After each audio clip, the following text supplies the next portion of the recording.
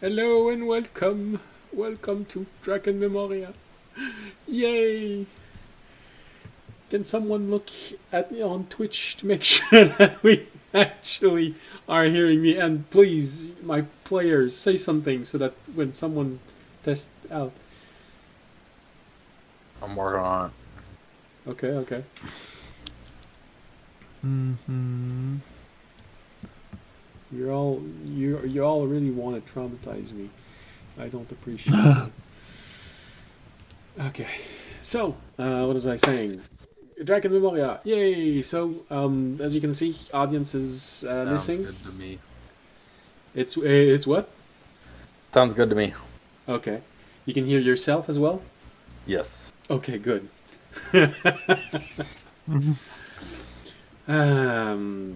So yeah, Drakenmemoria.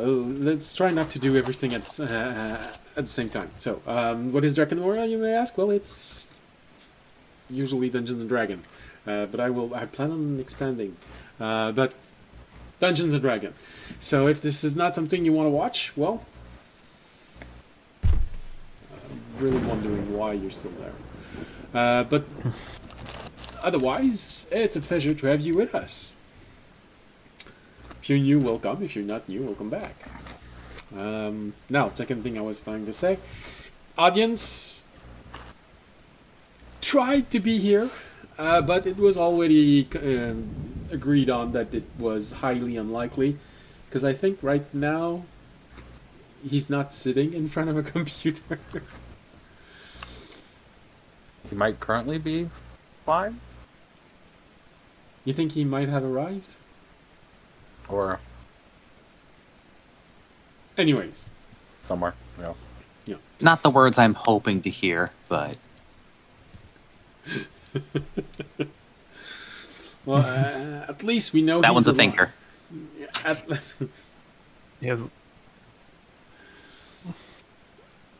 least we know he's alive. As long as those planes land safely. Yeah, well, he's a paladin. Don't worry about it. He's if something happens on the plane, he's going to be the first one with weapon in hands and trying to save the plane. So don't worry too much about it. Everything's going to be fine. Yeah, I can't imagine any situation. It's like where that would happen, unless, of course, it's September 11th, 2001. Well, that would mean that he traveled back in time. So we're going to be good. We're going to be good. Well, he is a time knight. Oh. Maybe we should try to create a time-related paladin. I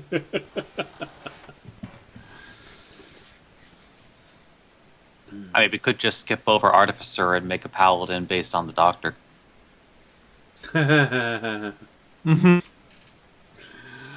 I feel like there would be something difficult there, but you'd have to curate the spell list. Because remember, the Doctor doesn't do wood. Sorry, the sonic screwdriver doesn't do wood.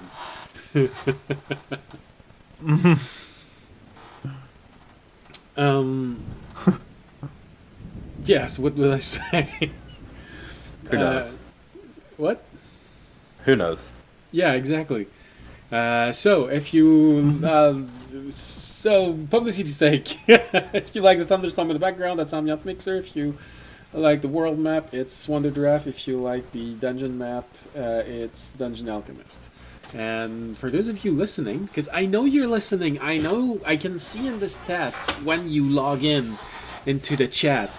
If you notice there's a problem with the sound, say something in the chat. A lot of the time, problems can be solved very easily, within a few minutes, and would have led to not having problems with the second half of last episode. So please, don't be afraid. We don't bite. Well, unless you want to, or it's the full moon. Even if you want to, I mean...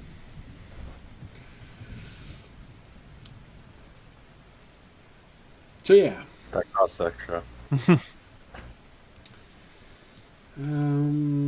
That's opened. All right, good. What happened last episode? I feel like I'm gonna have to do a bigger recap than what I intentionally intended because there's a large portion of the episode that a lot of people are missing. So, last episode, our hero kept on facing the challenges of the dragon's domain. The labyrinth of the forest kept on twisting and turning, forcing them to keep moving, to keep making decisions which help their observer to learn more about their capabilities and resolve. As the day was coming to an end and the dreadful idea of having to spend a night in this forest loomed over their mind, already struggling. Is that what I said last episode? Maybe. Maybe.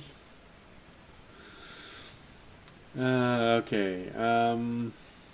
That means that I'm reading the wrong one. Let's do this again. Last episode,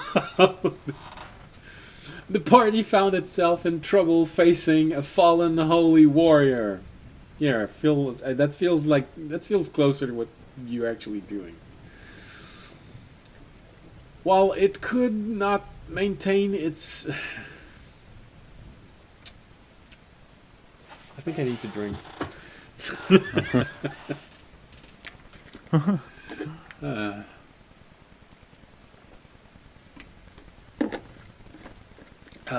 Nice. Okay.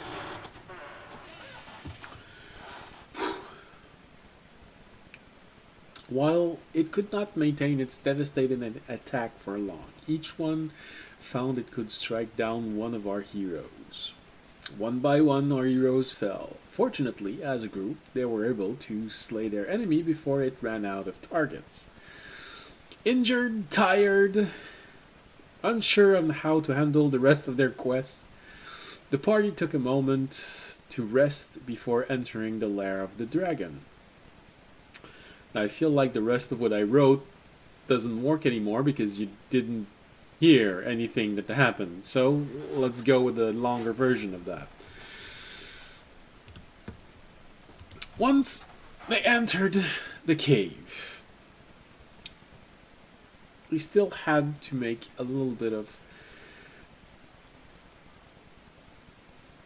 way inside of the mountain. As they were walking down the long hallways, the dragon once again tried to scare them, force them into revealing even more of themselves. But they were able to stay concentrated on their goal. And they moved forward until they entered the main chamber of the dragon, where the green dragon was waiting for them.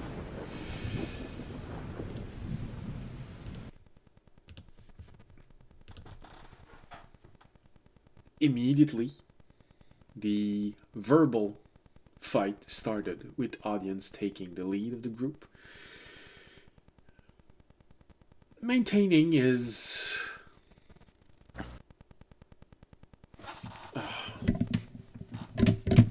come on, stop doing that. Alright, good.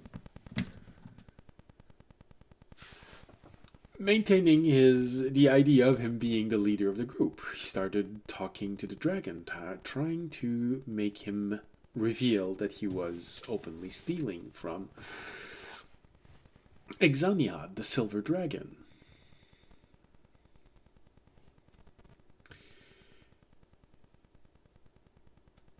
With a little bit of good ideas, good roll, and a little bit of luck, audience was eventually able to force the dragon to commit a little more, start losing his composure, but with every single bit of the conversation adding, oh, wow, I'm not too good at improvising today. I don't know why. It feels like I'm struggling just to say something. Let's try and not make it so linear. So today will be the only safe time to ever visit the gnomes. All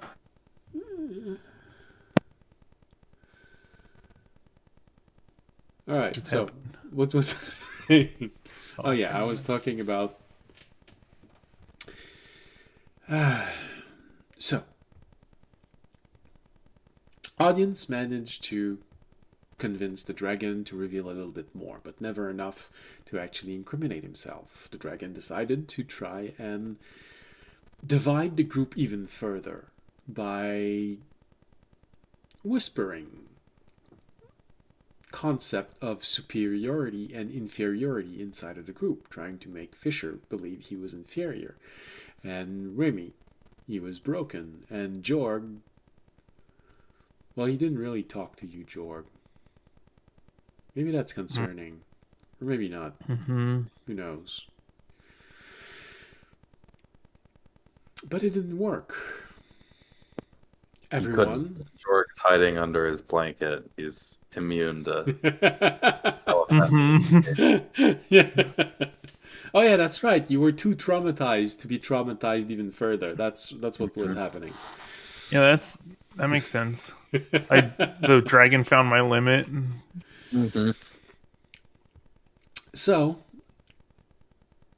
fortunately, audience managed to find a few more cracks into the defense of the dragon, and eventually decided to just go all in, because at that point he had a choice between stepping down, which would have implied that the group was surrendering in some way, and immediately the group would have been labeled as weak, or keep on pushing and try and tread this very fine line between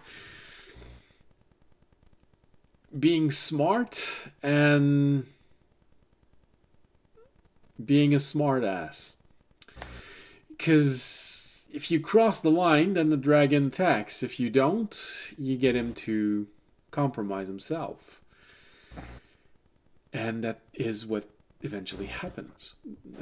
The dragon compromised himself and decided to attack the group, and it is at that moment that the group found itself sandwiched between two aura of fears: the aura of fear of the green dragon and the aura of fear of Exanihad, responding to the attack of the dragon, expressing herself through Annie. Which later we learned why. Annie is a part. Her name is a part of Exaniad's name, because she's a part of Exaniad. So with this revelation and this confrontation of two aura of fear, with everyone protected by audience's aura of courage, barely maintaining them into sanity, the two dragon solved the problem with a little bit of help from the rest of the party, because one last ace remained inside of their sleeves, which was the ability to call Zalta. Although audience did not want to use that favor just yet, he did decide to use it as a, let's be blunt, nuclear deterrent. And it worked. Not wishing to face Azalta, or either its wrath, the Green Dragon accepted the terms and let the entire party leave with their lives.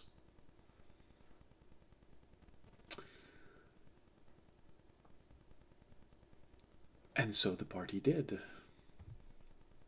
using the helm of teleportation to get back to Exaninad's lair as quickly as they could, just to make sure that the dragon would not change his ideas or suddenly decide that, nah, let's kill everyone.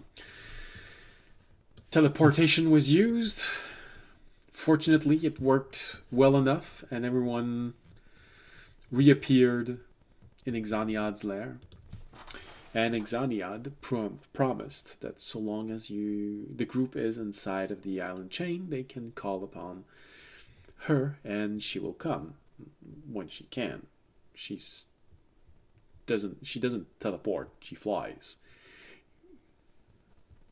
Granted, she will most likely be able to reach anywhere inside of the island chain within a day, but it's not instantaneous either. But with this, the quest was successful.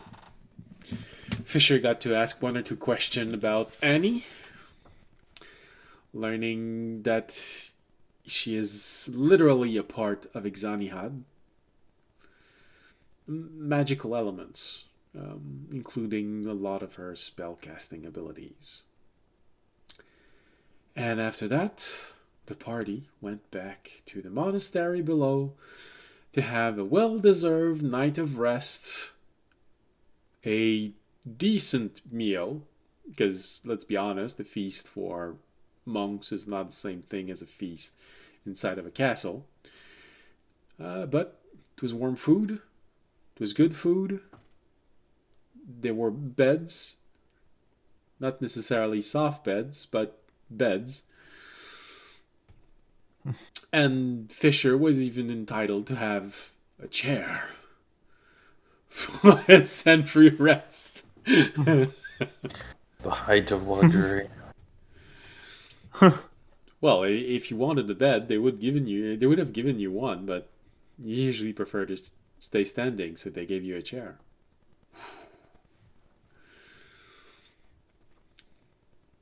Maybe we can go even further. It was a chair that can swivel. Whoa. The It's luxury. just on it. It's. I don't even have to spin it. It's just slowly oscillating like a fan, sitting in the corner of the room, just slowly turning back and forth. It's to help you My watch sentry better. rest. Yeah. Yeah. Cover my blind spots. Yeah, slowly, but still, yeah. Mm-hmm. All right. So with this, I have to ask Fisher, do you want to try and sleep tonight? Or do you want to keep that for when you're back into the garden?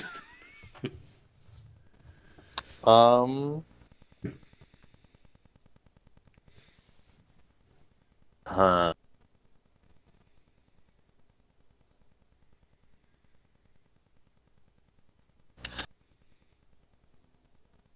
I don't think he'd be able to sleep tonight. Okay. Too many things. Too amped. Yeah. Oh, look. Someone wants to sell viewers. Hold on. Oh, okay. The first time that they write something in the chat. That's good for them. Let's go ban. Yay. Yay.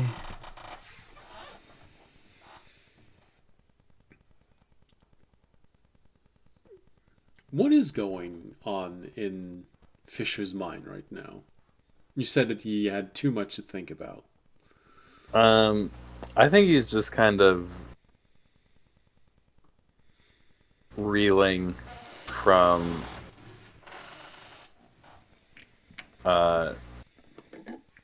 being sandwiched between two dragons.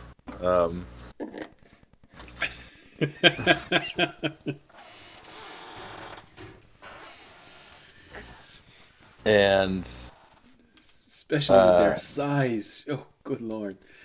yeah, he's just really feeling it right now. And I think because he's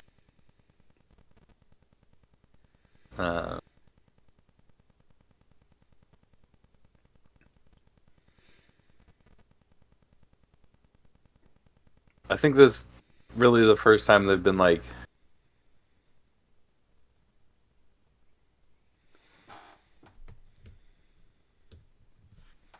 was I guess the when we fought the nightmare dragon, Hmm. that was smaller Yes, a bit. than the green dragon, right? Yeah. Yeah. So I think, and like most of the dragons we've seen kind of up close at this point have been friendly, um, and or somebody else has been dealing with it, if not. So I think it also being a green dragon, he's just kind of going, "Oh shit," because like just the concept of having to deal with that thing, but like better in regards to audiences, God, um, is I think just that becoming kind of like real for the first time is like, oh, uh, he's just Yeah, trying to figure out what. I guess also coming to the realization that, you know, you were inside of the forest for a single day, and even then you kept on being tested and tested and tested, and the moment you got close to the lair, the dragon tried to play with your mind. Yeah, That's audience's entire life, every yeah. single He's day. he's understood the concept of a green dragon, but going through that and then being like, okay, but then audience was kind of able to beat him in the chat. Not the right way to say that, but uh, and then like, yeah, assuming that audience's God is going to be way better at that, or is way better at that, he's just feeling, I think, a lot more out of his depth than he ever really thought.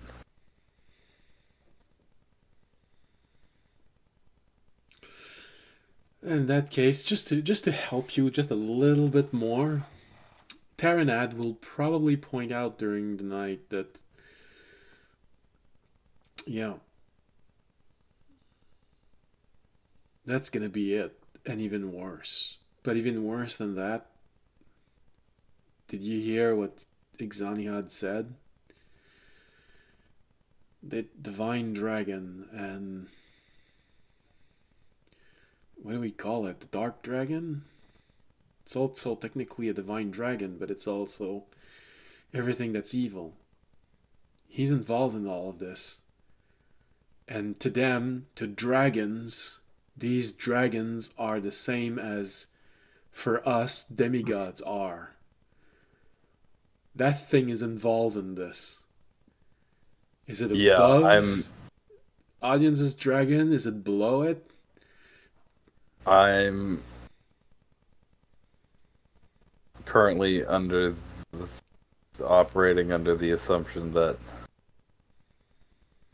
it's audience's dragon is probably making or has made some kind of deal with it in a bid to get on whatever kind of council it is they seem to have. Hmm. And or take over, get on and then control it or something to that degree. But Then why all the charades with convincing his entire people to worship him? That's really godly on its own. The more people worship you, the more power you get. If that dragon is already a god, then why would it need to get on the council. Technically, it would already be above it, and you could just. Well, it seems like that one's fully apart from the council. The council seems to be more of the light dragons Yeah. thing. So Maybe just trying to outshine whomever green dragon is on the council so that it becomes the dragon there. I feel like yeah, well, yeah. I think the green dragon is working with him, with the dark dragon, to take a spot on the council if he doesn't have it already, and then kind of bring it down from the inside or control it. Because that seems to be the dark dragon's thing, is just to kind of make do the away world with. burn.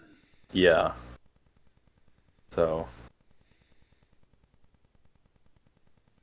seems like that relationship is kind of similar to how some power hungry dude would make a pact with a demon or devil or some such. Then again, green dragon are a bit impulsive. So that begs the question, just how much of a green dragon is that dragon actually? I'm sure a certain amount of age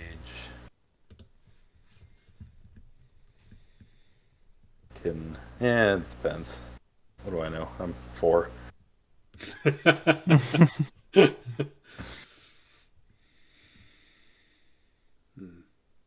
Maybe. It's been around over a year since we started adventuring. From your point of view, yeah. Had a birthday in there somewhere, I guess. Anyway, So from your the point green of view, dragon could also be the dark dragon in disguise, which would be a whole other yeah. shit cobbler. Having a Anyway. oh yeah, that's always interesting. So our last enemy with audience's problem is a demigod for dragons. Yeah, that's always good. Mm-hmm. That's the other thing Fisher's still reeling from, is just getting absolutely beat into the ground very quickly.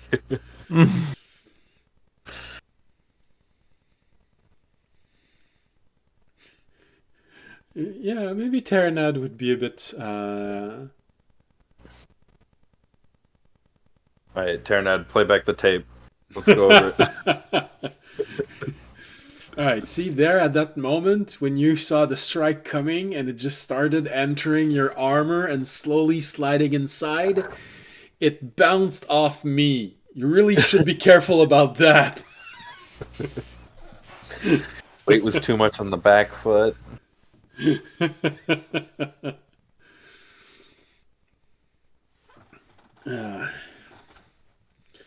And you just keep dropping your weapon every time you see someone arriving. You just want to put your sword in front of their legs just in case they hesitate, and then you wham them.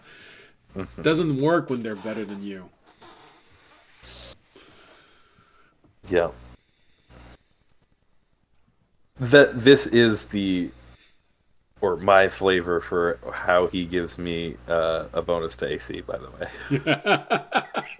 Okay. I keep telling you, the distance between your hands and the enemy's feet is shorter than the distance between their hand and your head. Keep your sword up. And just move around. But if it starts back, I can swing it.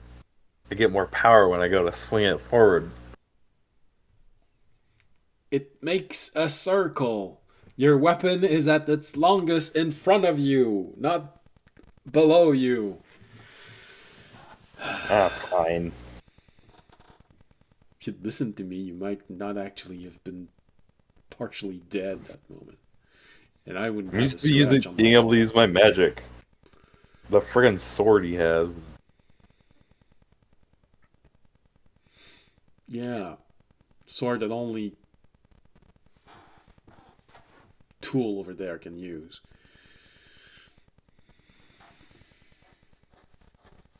Well, now we know it's Divine Tool, but still.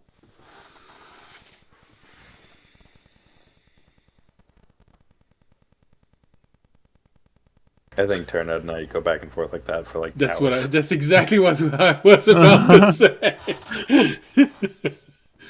You argue about that for the entire night. From time to time, just watching in front. And when the chair swivels toward the window, you can actually look outside. No, it's actually a beautiful night. Starry sky. You can see one moon always in the corner of the window. It just keeps going and going and going and going. That was nice.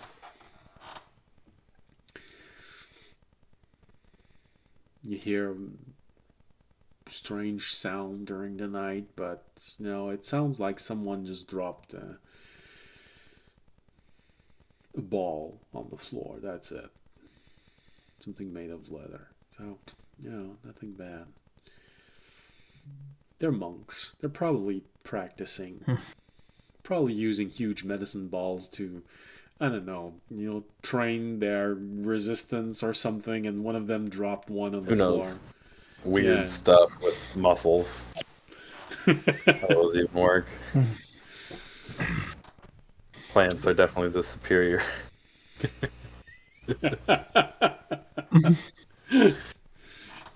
Fisher's clearly better because he's plant-based and mineral-based.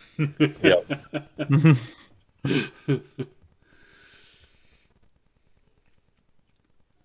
So, the entire night goes without problem. Remy probably is a bit worried about how two of the greatest warriors of this group were defeated in a single round, and then suddenly found himself between two aura of fear from dragons ready to attack one another. Hey, that's a new thing that you're going to be able to remember for the rest of your life. And turn that into a feature video on GnomeTube. Yeah. Absolutely. How everyone huddled around audience for comfort.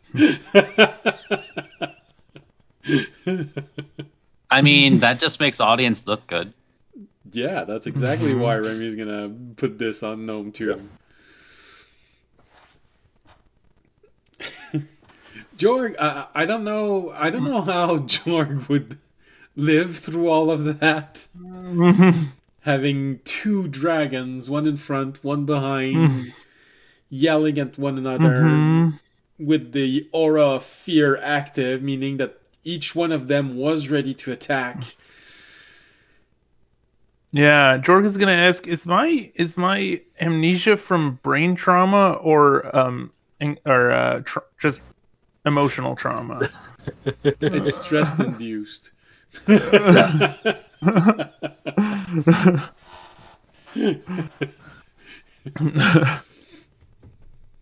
That's what the blanket's for. Yeah.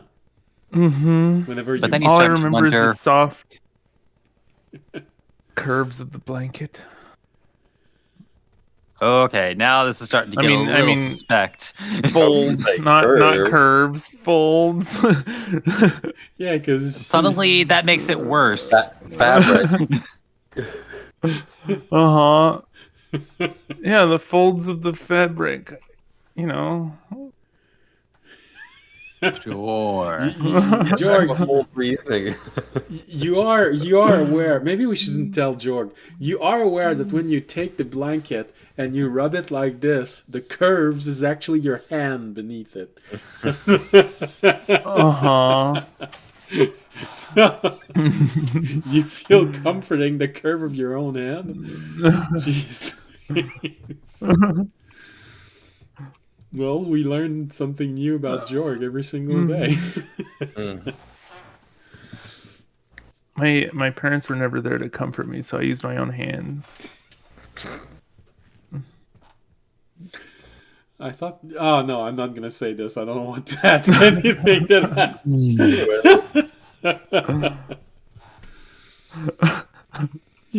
Good night, everybody. That's all, folks. Okay, interesting. So, Yeah, I'm not intending my innuendo. Like, just a Sure. disclaimer. uh-huh. Uh-huh. It's completely innocent. Mm-hmm.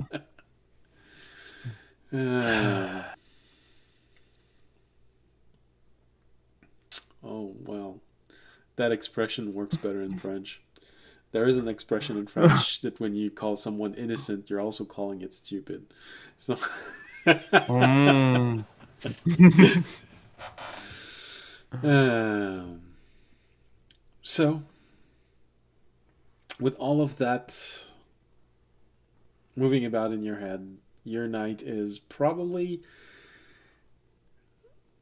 short but good, because the moment you start letting go, you fall asleep, and damn, that's a nice night of sleep. It helps. You wake up in the morning feeling refreshed,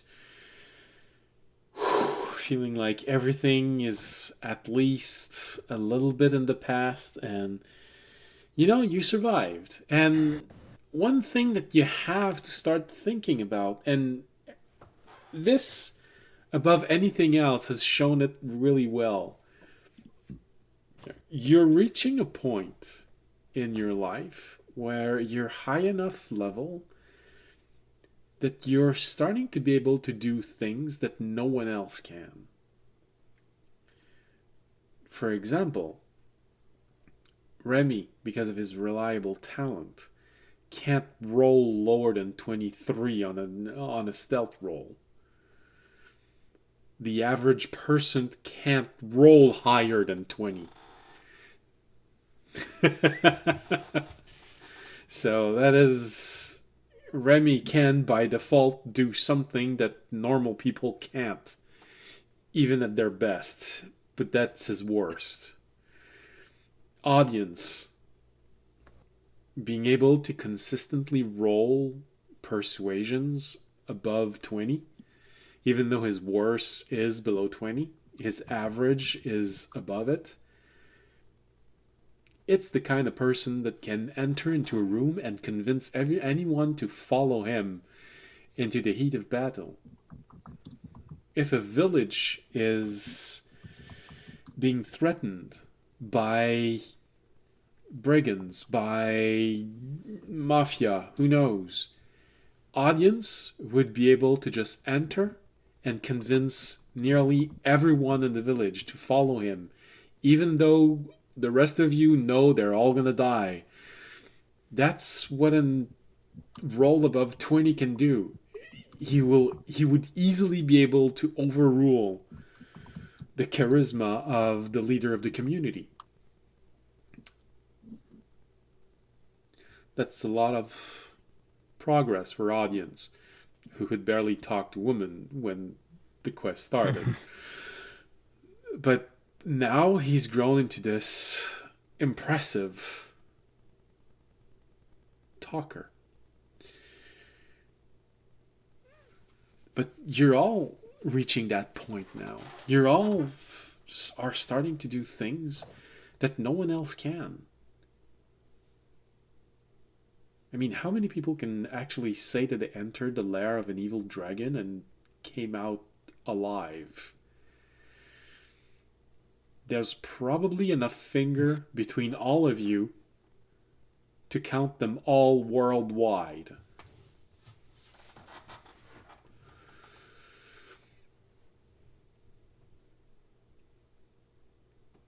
But even then, challenges keep getting harder and harder.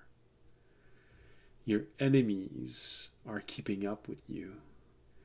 Now they've even started to exceed your abilities, not as a group, but as individuals, easily.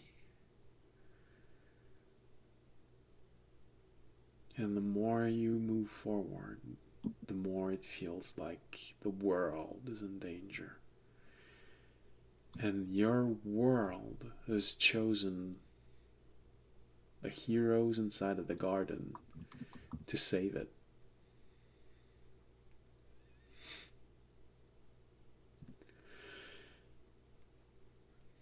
With the millions of people living in the world, 50 has been chosen.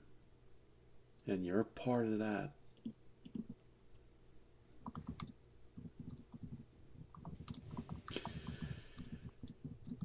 So, waking up with that boost of confidence and sheer utter terror at what might actually be hiding in the future for you, you all reconvene inside of the dining hall, and you notice that the audience is not there. Well, you worked. He did a good job. If he wants to sleep a little bit more, that's his business. So, you mingle with the monks. You eat your breakfast, preparing to leave, but you notice that the audience is still not there. So, I would imagine that one of you, and that's me justifying why audience is not going to be there today. So, one of you most likely eventually decided to go see inside of his room, which prompted the rest of the group to follow and see why is audience not there. Usually he would love being in front of everyone and just boast about the fact that he entered into a green dragon's lair and was able to get out of it just because he talks well, because he's eloquent, because he knows what to say, because he knows how to handle dragons. And then you arrive in his room. You see him still in his bed. Okay, it's not in his habit of staying in bed this long, but hey, it can happen. But that's when Remy realized that, oh, good lord, you can see audiences twitching a little bit. So immediately your mind goes into high alert and you go toward audience, and fortunately audience is still alive, but he's twitching and he has large lump on his head, and there are 3 coconut size leather ball inside of the room. Damn. Got him while he was sleeping.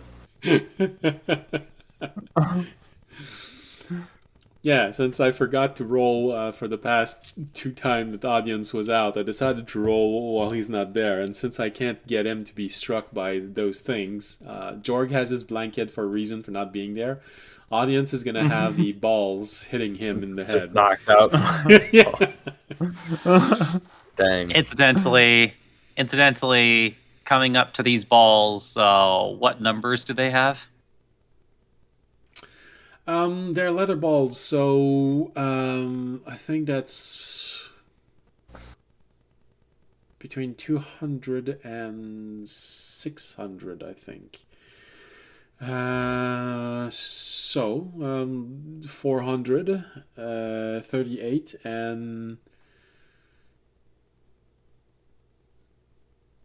500 and 512.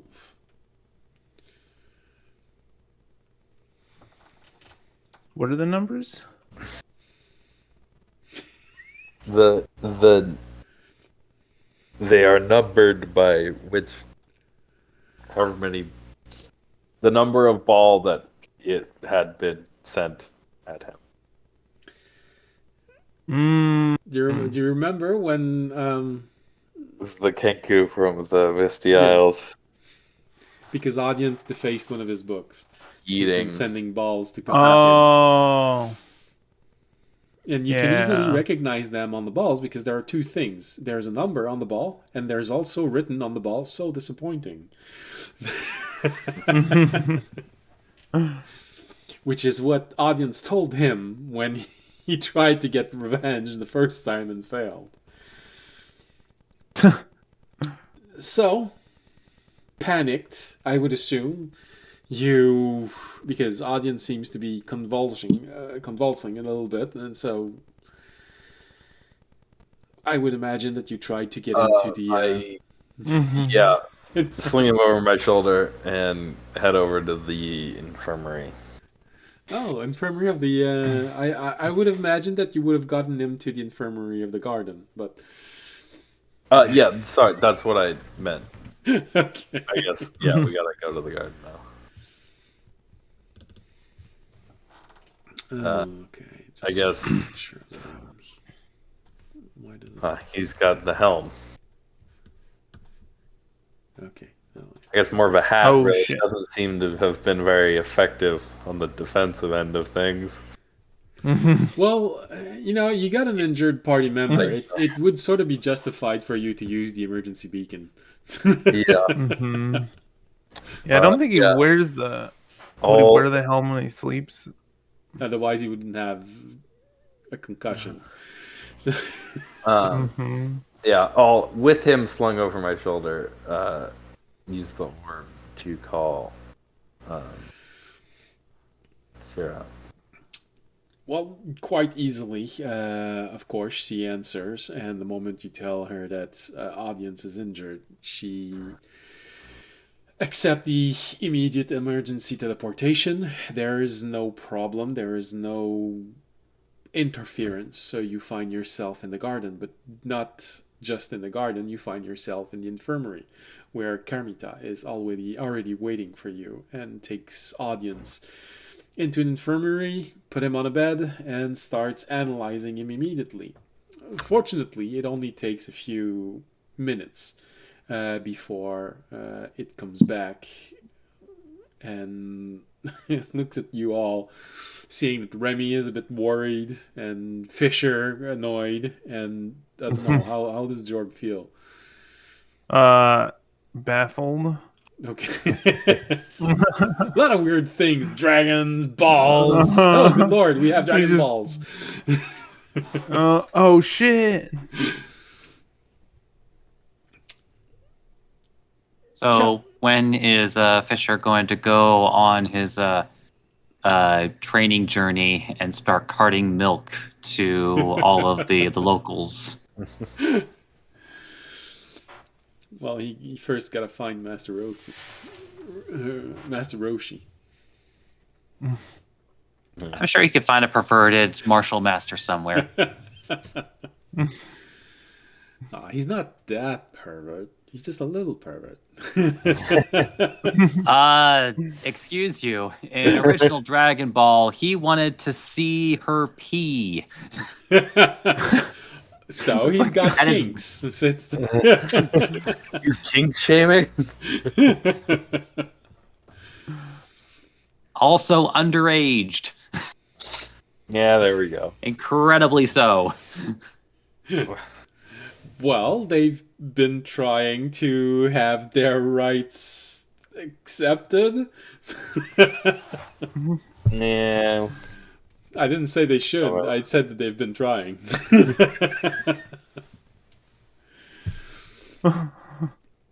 So it only takes a few moments. And Carmita comes back and looking at all of you, slightly worried and baffled. Well, there is well, it's mostly just good news. Do not worry, audience will be fine. He's resting right now. Nothing bad happened to him. Nothing important was hit. There's nothing important in there anyway. And then I go to give Jorg a high five. I'll high five him. Nice. But Kamita looks at you doing this and he just goes, by that I mean, no permanent damage was done. He simply suffered a minor concussion. And when he looks at your reaction toward that, he explained to you what a concussion is. And I don't know. Brain? What do you mean? A weird glob of fat? That seems super fragile. Well, no, brain is not the problem, and the idea of there is liquid inside of the brain, and that's what preventing it from bouncing off of the skull. You mean that's not supposed to happen? And then you get Fisher doing. You mean it's in there? Okay. It just moves around. Gross. So it was simply a minor concussion. The problem that is that he had 3 in a row. Don't worry. The side effects of multiple concussion is quite easy to handle. It's not going to be a problem. The audience is going to be back on his feet and eating the evening meal with you tonight. But we're just going to keep him here for a little bit of time, making sure that he remembers everything when he wakes up. With this, I think that would probably be a good warning that we should give you. The garden has detected that there are multiple flying objects in the atmosphere of your world. Now, up until 1 week, it wasn't a problem, but something strange happened 6 days ago. So many of them are flying inside of your atmosphere right now that they've started to conglomerate. They seem to be moving in swarms. So that denotes some sort of group intelligence. Most likely because of the amount of arcane knowledge that has been placed inside of them, and they're all networking it together. And then he looks at you, reacting to the word networking. Okay. They've all been linked together in like this. So they are moving in groups. So just be aware that when one hit, there will most likely be others. Fortunately, the larger they are, the smaller the flock is. Unfortunately, there are about 800 little balls the size of prunes flying. So those are going to hit in large swarm. But the larger one, they usually only travel in small groups. Just try not to stay outside too long, or wear a good helmet.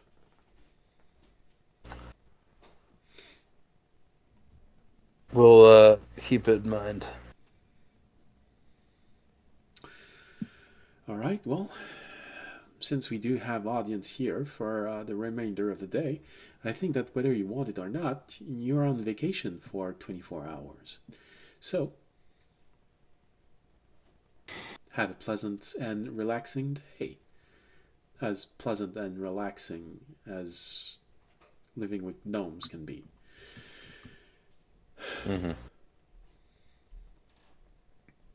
And Karmita goes back inside of the infirmary, tending to groups of 5 gnomes, which one of them is missing an arm.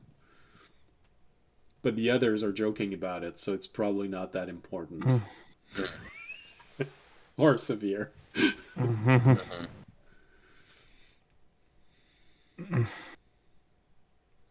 All right.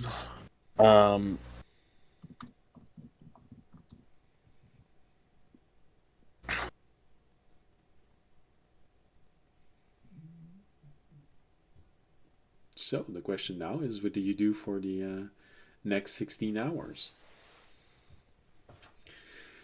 Well, it can be more if you need more, you know. It's just me justifying audience not being with the group today. Mm-hmm. Well, first I want to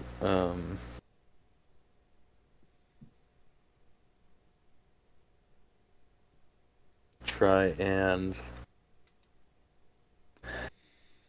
probably from the gnomes.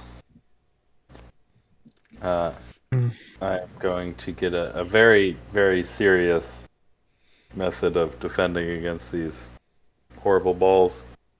I want to see if I can get them to make one of those big inflatable balls that you go inside of, and then roll around, and then roll around inside of it.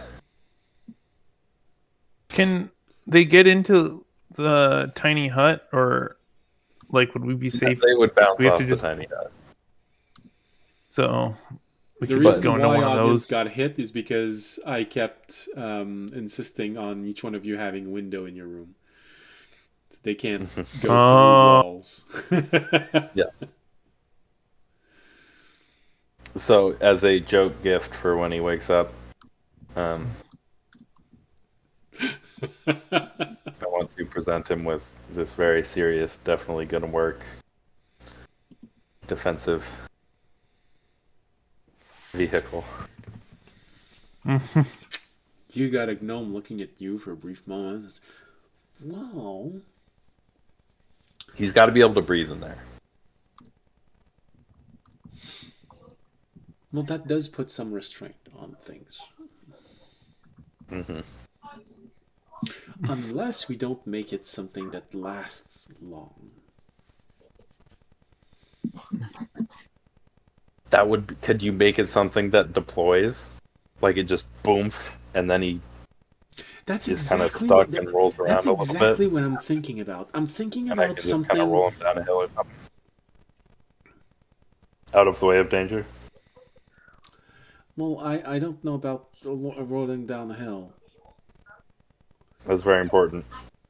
You really need him to roll down hills, okay? Yes. Well, that makes it a little bit less impressive, but yeah, sure. Well, something where I don't know, he just pops up into a big ball, and then that protects him, obviously. Yeah, no. I was thinking about something that I saw once in one of the world we visited. It was sort of the device that reacted to strength of impact. Above a certain threshold, the person found itself encased in this weird, squishy matter. But it wasn't necessarily always round. As a matter of fact, it was inside of a vehicle, so it always had the shape of the vehicle, a bit square. But I was thinking about something magical also. Although... That sounds good to me. Oh, that could be interesting. I think I know.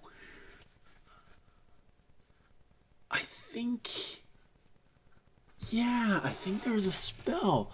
We could place a trigger on it. A combination of spells. That's interesting. You give audience a little ball, and then the ball's got a contingency on it that activates when something arrives at greater speed than a certain threshold. And we just have to make it so that it reacts to a projectile and not necessarily just you throwing something at audience. Although I think that might actually be funny. Oh, Fisher, I'm injured. Throw me a potion, and boom. that might actually be dangerous for him. But I think I might actually have something. Hold on. And, of course, I'm thinking of a spell. Oh. Remy got dropped off. That's a shame. I know he knows his spells better than I do. Oh. Now we only got... Oh, that's annoying. We only have half a Jorg on the screen. Okay, good. And you're back, Remy. I was muted. I was talking.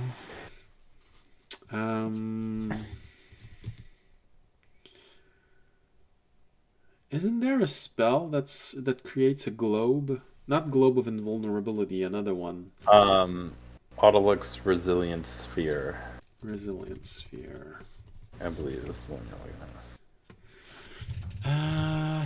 Sharing force, include a creature, object, or large size. An unwilling creature must make an dexterity. Nothing not the physical energy or spell that can pass through the barrier in or out. Okay. So we got a level 4 spell. And just in case, he's got to fall down, let's go with level 1 spell, feather fall inside. And then contingency, a level 6 spell. Okay. I think we got something. Could be interesting. It's just gonna pop up for a brief moment, but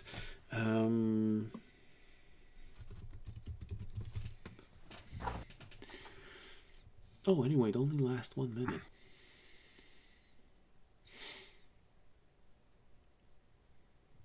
Okay. Oh, damn. He's got a little bit of trouble with internet stability.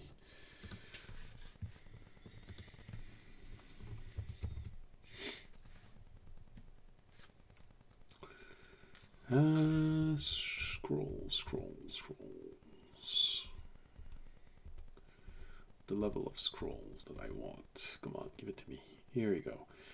So it's common, rare, and very rare.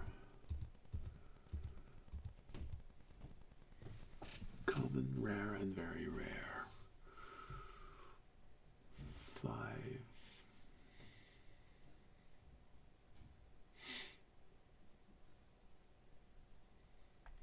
Well, creating something would cost a little bit.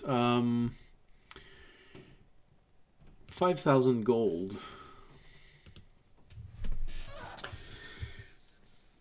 Yeah, no. That's worth it. Not worth it. I was Well, that's looking the price for a version of it. goofy thing that may or may not work. That's more of a gag, not Autolux Resilient Sphere. Well, that's not where the most of the cost is. It's the contingency to make sure that it only triggers. It always only triggers when certain conditions are there. Although,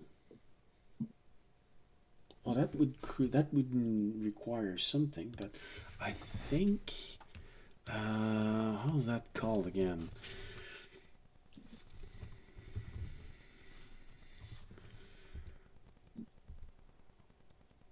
No. Oh, here we go.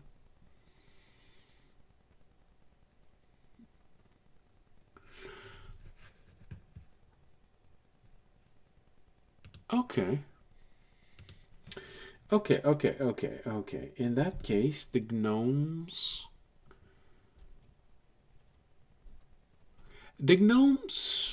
if you want, can have one object made. It's not going to have a whole lot of charge, so it's not going to be something that's going to be able to be activated several times in a single day.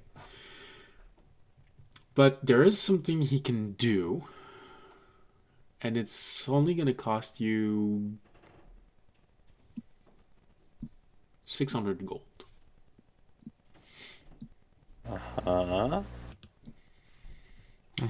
It's going to encase audience in something similar to the Resilient Sphere.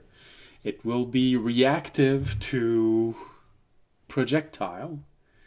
And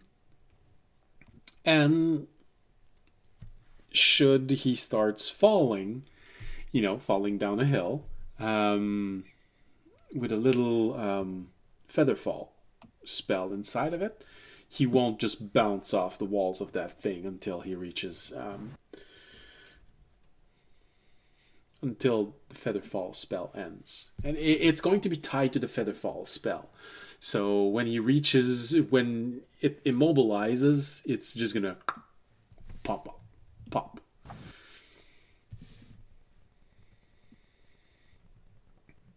Sure, why not? Sounds good. He does say, there's going to be one problem with the less pricey version of it. If he falls, it's gonna activate if he injures himself. So basically, if he takes fall damage, the bubble is also gonna go boom. Amazing. Even better.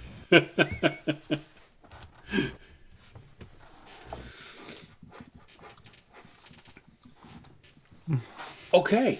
When do you want it?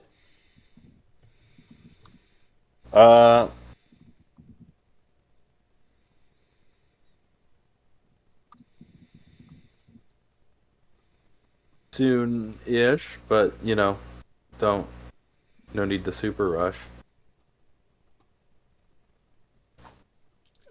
What's the time frame you said? I only heard soon-ish. Soon-ish. Soon-ish. Okay. A non-specific. Don't have to pay extra to rush it amount of time. Oh, okay. Okay then. Come back in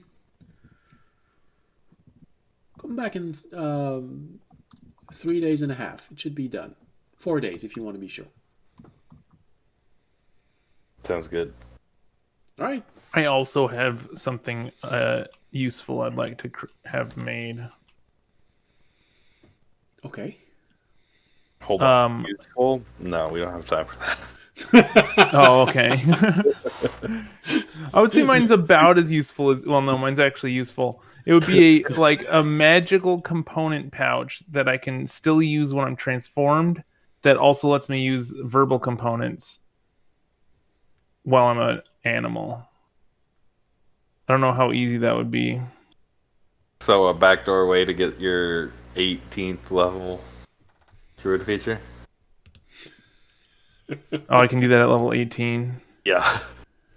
Oh, I haven't met any level 18 druids, so oh yes I have. Sarn doesn't. Never mind. I'm good. See, I talked to Audience about this in private the other day, and he said it was a good idea. So, well, it's Hey, such a good never idea hurts that to it's ask. included in the feature of the druids. Yeah. it is a good idea. Hence why. That'd be so cool, wouldn't it? If only that was. How can nobody have thought of this before?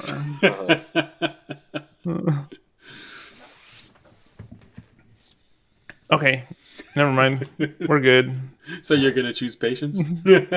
I will choose patience. Okay. It costs less, but it's longer. Uh-huh. Yeah, you don't get to pay extra to rush patience. Although it can never hurt to do an additional prayer every night. Just saying.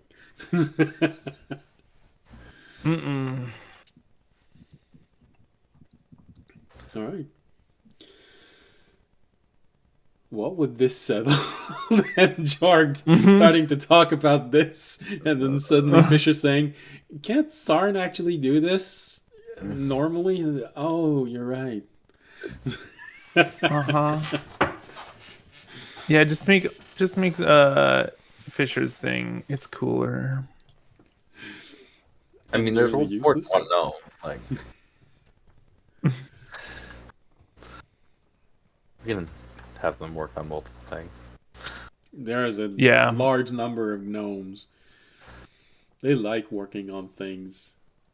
Gnomes actually enjoy working on things.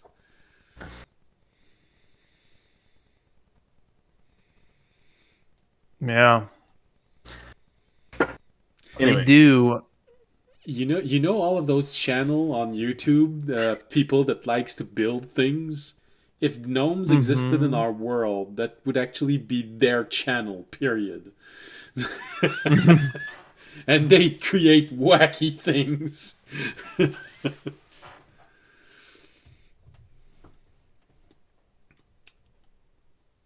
All right. So, with this, the order has been placed, and they're going to be doing this. We'll try and create it, and so it's done in the D&D Beyond next episode. So, now you're looking around, wondering what you're going to do with the rest of the day, and then suddenly the orb rings. I'm going to say with Fisher. Yellow. You have a gnome speaking. Well, no, not actually a gnome immediately. Syrah tells you that a gnome wants to talk to you. Do you accept the collect call? Did they say about what?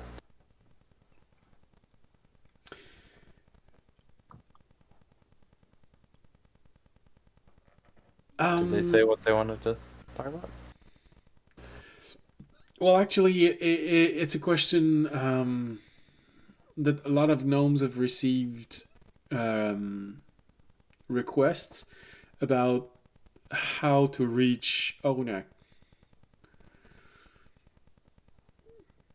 Because he placed quests on the quest board. And apparently some of those quests have been completed. Onak placed quests on the quest board? Yeah. Did we know about this? Well, yes. Okay. Oh. Like, not remembering? Well, audience was proud of it, so maybe. Yes, Arunak, you remember that Arunak started putting quests on the quest board, mainly around getting some spell components and a whole bunch of diamonds. Right. Large, expensive diamonds. Right, yes. Alright, yeah. Patch him through. Hi! Fisher! Yes. Duh, Fisher. Yes. That's Okay. Mr. Fisher to you.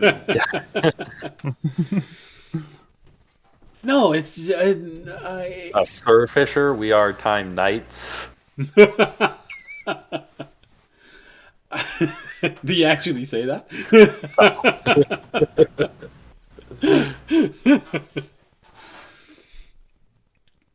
Anyway. Yeah, no. I just wanted to be sure. A lot of adventurers have been asking me how they can reach Orunak because several of the quests have been completed, and the quest board says that there's a reward, gratitude, and something about a little favor from nature. But he's not on any orb, so they've been wondering how to get their reward. Yeah. Well, they can. I guess they got to go through us. Because he doesn't have his own orb, and he's not always around. But Okay, so would it be possible to reach him today? yeah, I don't see why not. We could. He's probably had enough time. We'll just need some time to summon him, but then yeah. Okay, so just tell me where you are or where he'll be, and I'll relay the information. And Probably in the Arboretum. okay, can you be more specific? By the Fish pond. Okay. Is there more than one of those? Yes. Dang.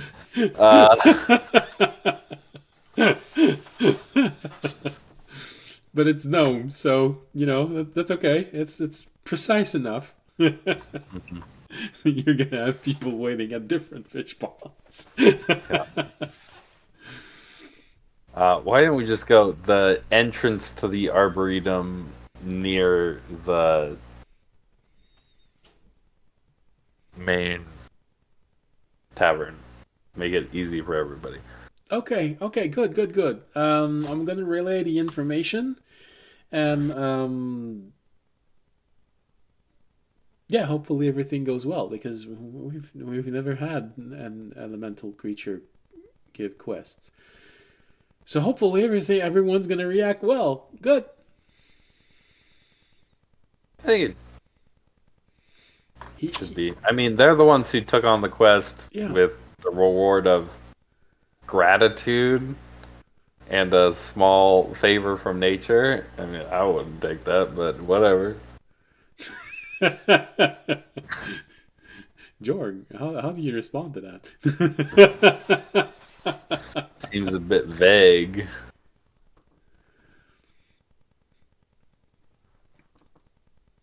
Okay, well, we'll see. So I was I'll muted. relay the Whoops. information.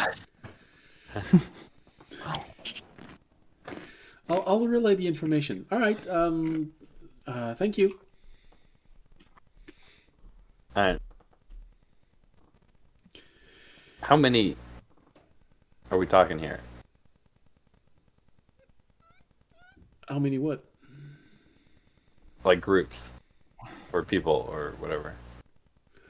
Quests. That would be 5 different ones. Yeah. Eh. I guess we gotta head over there and complain to him. Okay. As you're making your way there, go through the Arboretum. The Arboretum seems to also be changing slightly. There seems to be a desire to respect a little bit the changing seasons outside. So it's no longer the green scenery that you have everywhere.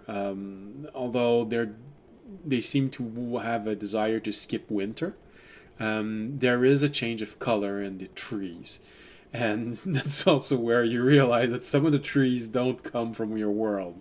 Or at least if they come from your world, it's not the place that... Not somewhere I've ever been. No, because you don't remember pink trees and you don't remember glowing blue trees. Sick.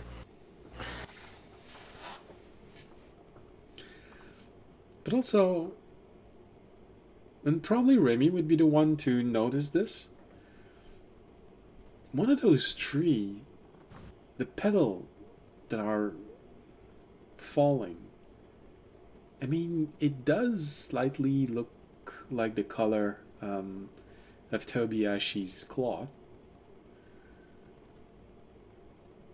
So, maybe they are actually trees from your world. I'm just like, Jorg, what's that one?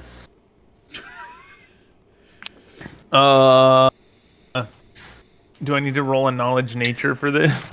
I'd say yes because it's really, really far south. You've never actually been there. I got a 10. You know, you've heard rumors from travelers, but that's about it. Nah, it's not a real tree. Fake. It's a plastic tree. Yeah.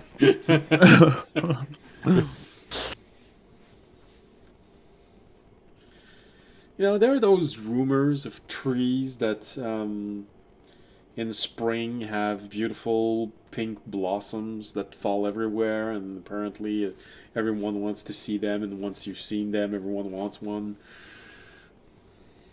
Got a weird name. But and the color would fit probably from what you're seeing, but they're sort of duplicating fall, and so that would mean that the tree itself actually has pink leaves and not pink flowers. No, you've never heard about this. Only rumors that they exist. Knowing that the Strange. South is a bit drier in general than the Northern Hemisphere, you guess that it's probably a tree that grows in the desert.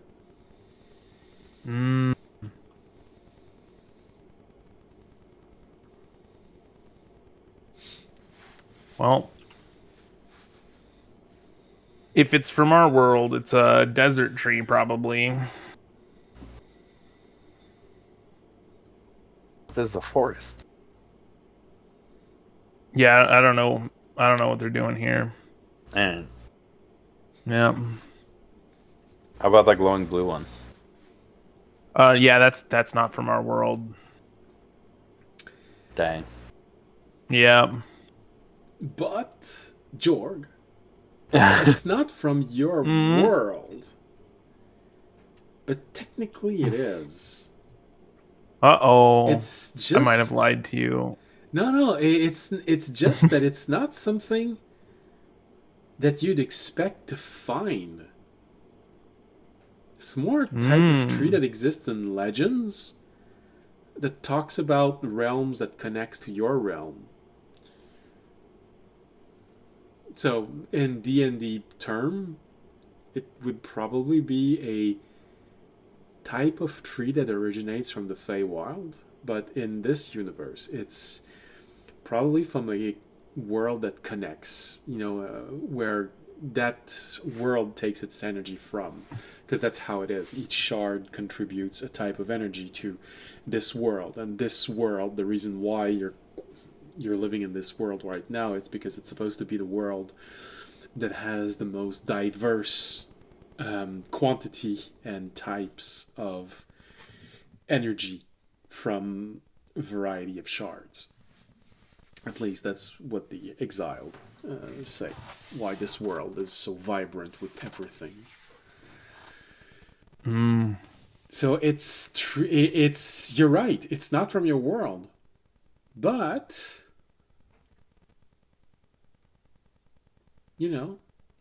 the fairy realm maybe that can actually make sense. No. Yeah, so probably Fey trees, that one. That's how I talk now. I'm suddenly suspicious of this tree. Anyway, let's get our boy. Hell yeah. So you make your way to the tavern and you start planting him. And while you're planting him, Remy waters it a little bit, because before leaving audience into the infirmary, you took the the dimensional storage crystal. Yeah. Absolutely. Because I don't want to penalize any of you for audience not being there. It's like, besides, he deserves the good shit anyway. Yeah. So while you're doing everything that you need to do to summon him, there's a gnome that seems to be looking around for something, and there's a brief moment where he looks lost, but then he sees your group and he just goes, oh, you guys over there, hold on, don't go anywhere. I'll be there in a moment. And he starts running toward you. And honestly, Remy is probably the one that notices him first. We're gonna need a moment anyway. Take your time. We're not going anywhere.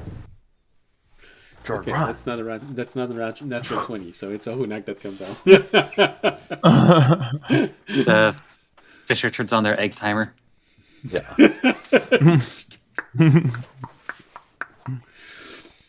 That's an interesting background. The gnomes arrive and start talking to you as this tree is slowly growing out of the ground and adopting the shape of a Hunak. A gnome goes, someone told me that someone was looking for you. Actually, it's Lofuralis.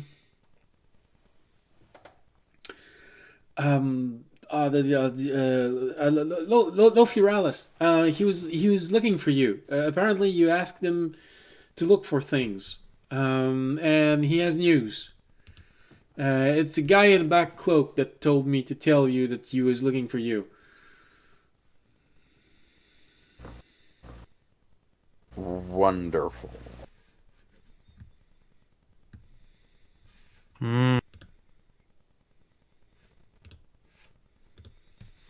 Did you say what? I'm assuming you didn't give any other information. Actually, no. I was just told that someone was looking for you, and it's about things that you've asked to be found. That's. I thought you would knew what he was talking about. I didn't. Yeah, but like, where to meet him? Ray, make an insight roll on this. Was this one of those? He's gonna find us somewhere.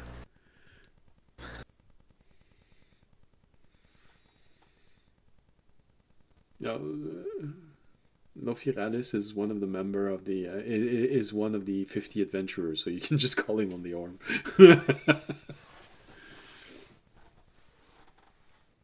The result, Right. Remy? Just a 21. 21. You sort of have this impression that the gnome is not lying when he says he doesn't know, he wasn't told what all of this is about, but he's also not telling everything, in the sense that you're getting the impression that he might have learned things that he's not supposed to know, so that's why he's saying he doesn't know. Because technically, no one told him, but let's just say that he might have done something that he's not supposed to learn more about this before finding you. Like, well, we need to figure out whose butt has the camera and/or microphone. I think we all know whose butt that is. We'll test Jorg first.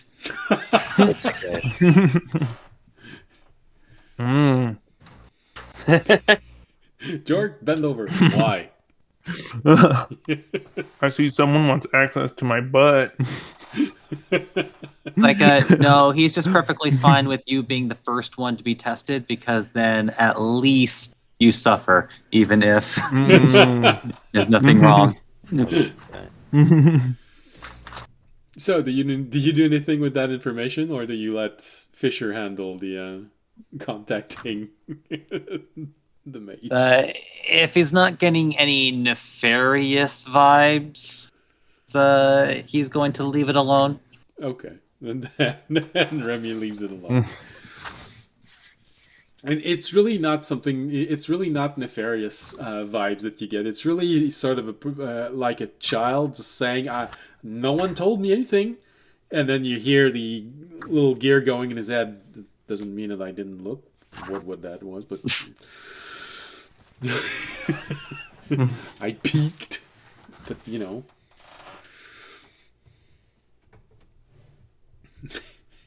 Well, everyone peaks eventually. he has the same demeanor as someone who says, "I'm gonna get present for Christmas. I don't know what they are," but then you look at him and you just go, "You went and looking for your Christmas gift and you found them, right?" No, no, didn't. That's the impression that you get.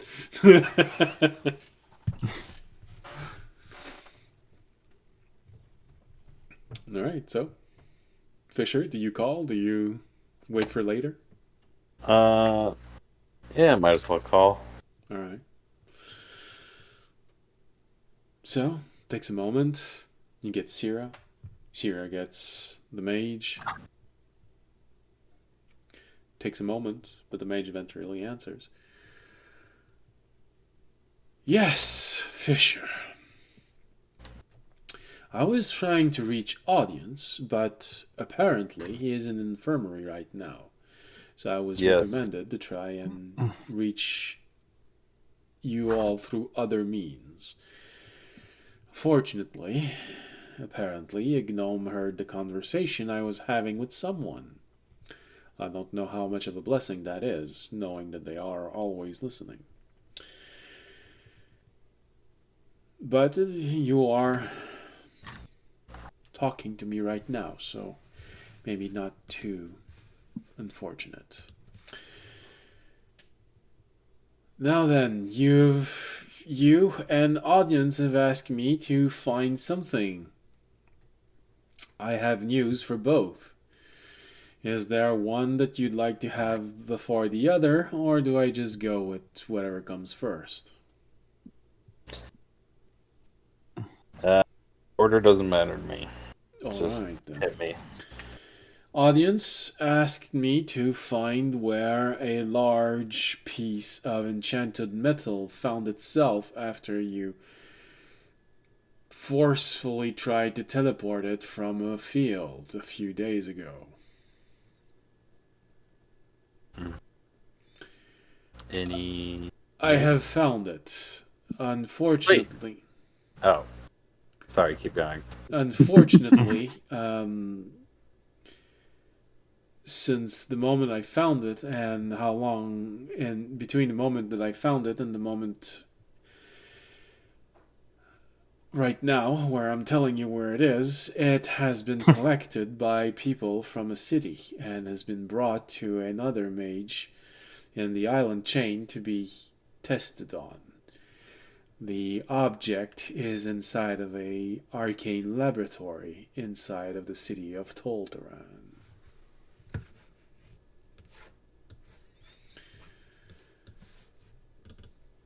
Just make sure that I didn't give you the wrong name. Yeah, okay.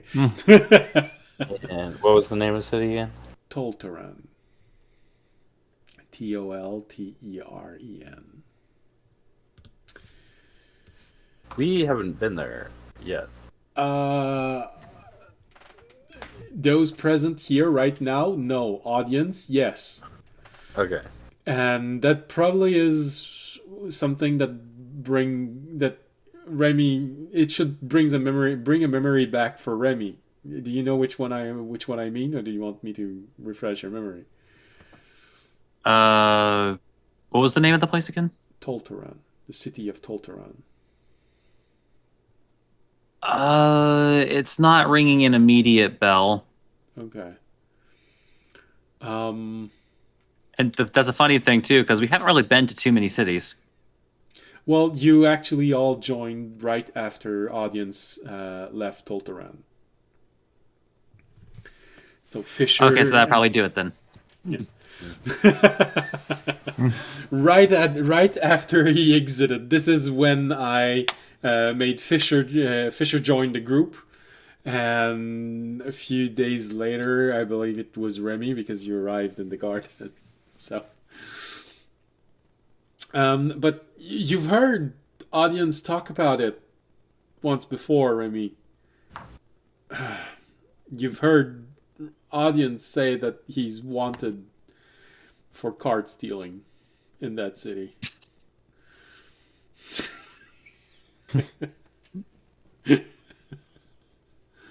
An Oath of the Crown Paladin? It was appropriated for heroic purposes. Well, I don't remember if audience gave you the full story, but if he did, it's because the cart got stolen, then sold to a peasant, and then he took it back from the peasant, who didn't know it was a stolen cart. So now the peasant said that the cart was stolen from him, and that's how you end up with a audience being wanted for cart stealing. Nice. And unfortunately, he handled it so well that he managed to infuriate local authorities in his explanation. So he's a wanted criminal in that city.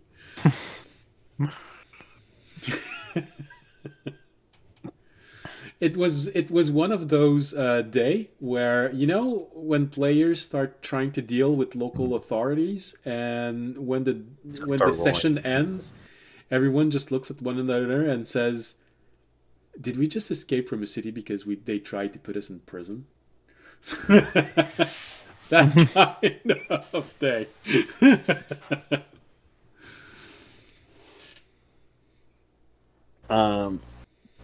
I'll ask him, does he know the name of the mage, or is it like a part of like a school or something like that? There are no schools near this city, so it is most likely mages commissioned by royalty.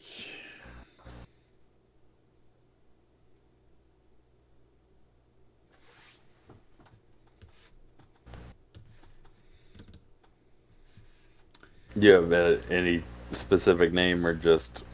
No, I'm not from this Alright. island chain. I do not know what the names of the mages in here in this island chains are. All right. So, Well, we found it. It's the important part. Good job. Thank you. okay, good. All right. Good lord. The mouse didn't want to work. All right.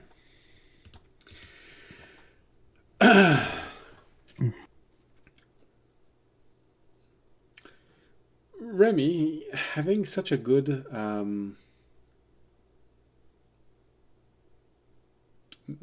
visual representation of a map in your mind, you know that Talteran was in a straight line less than a day away from where you appeared after audience tried to teleport you from the fields.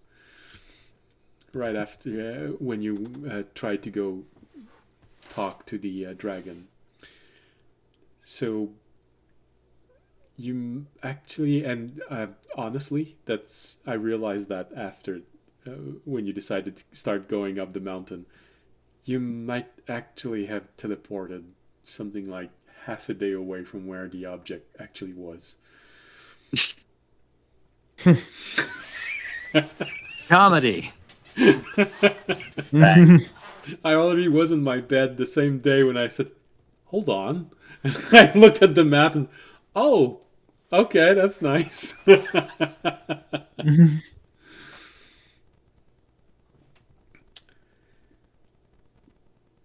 All right. Second thing.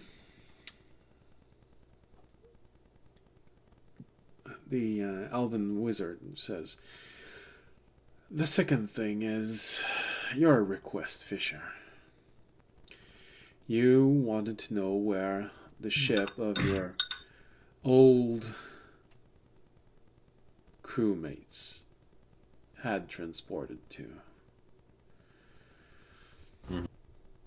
I believe I found this little island in the upper northwest corner of the island chain, where they probably are.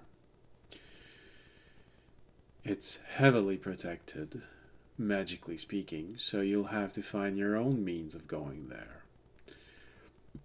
And I suspect that there is some level of resistance once you get there.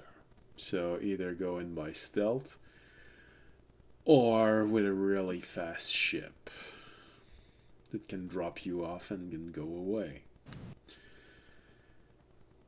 And I don't know how that's going to interfere with emergency transportation or helm of teleportation, so you might have to prepare for that.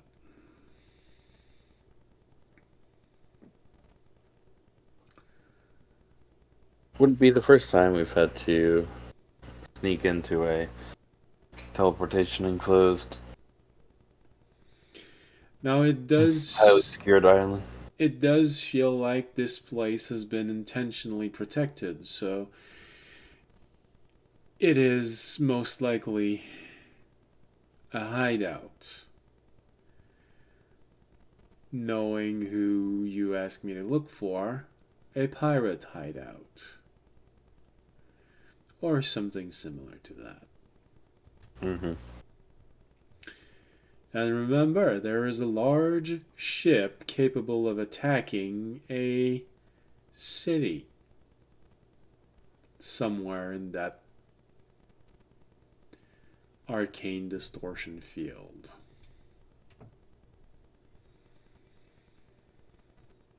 Yeah. Yeah. Well, I mean, yeah. All planning obstacles. But the first one was finding out where it was.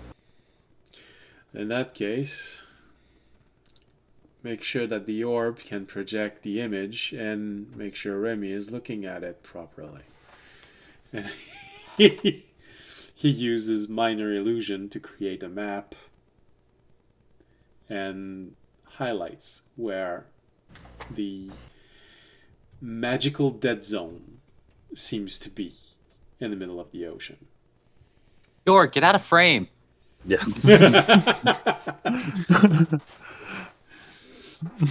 Just Jorg standing candidly. Mm-hmm. In the background.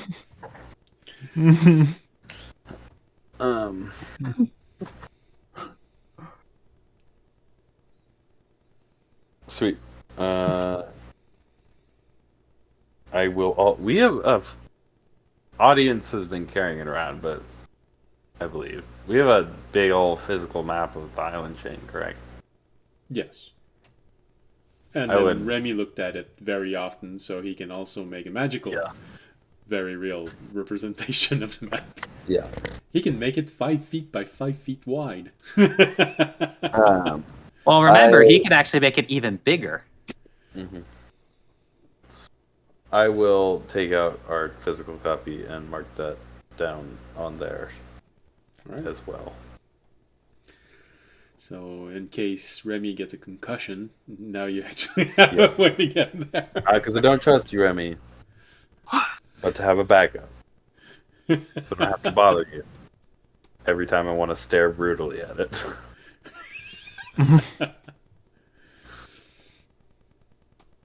Meanwhile, Raimi is coming up with a tier list for high probability versus low probability of being knocked out in any given moment.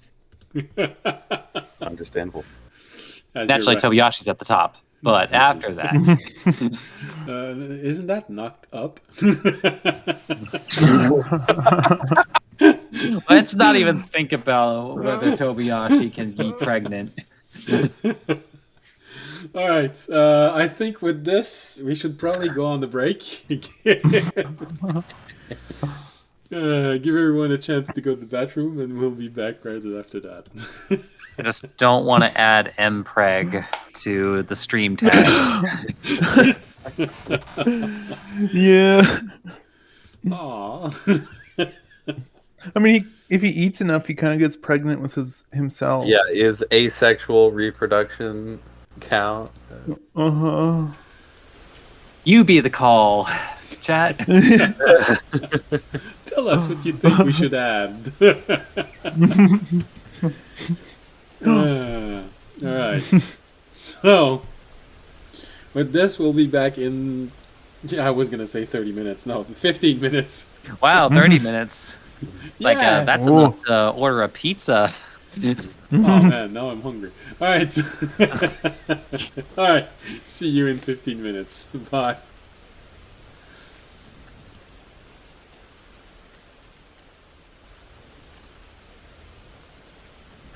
Hello and welcome. Welcome to Drakenmemoria once again. Do we have sound this time? Do we have sound as we come back from the break? Yes. Yes. Oh, that's amazing. You can hear yourself as well? I also hear it. Yeah. Oh, good. All right. Nice. That's good. Well, at least now I don't have to reopen the camera once all of this is done and take half an hour to make a narration of what happened.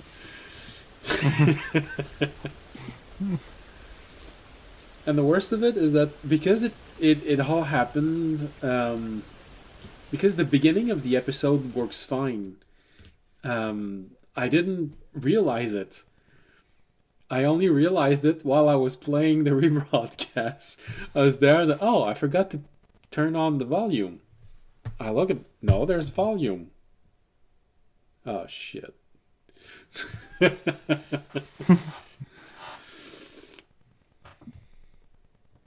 Alright.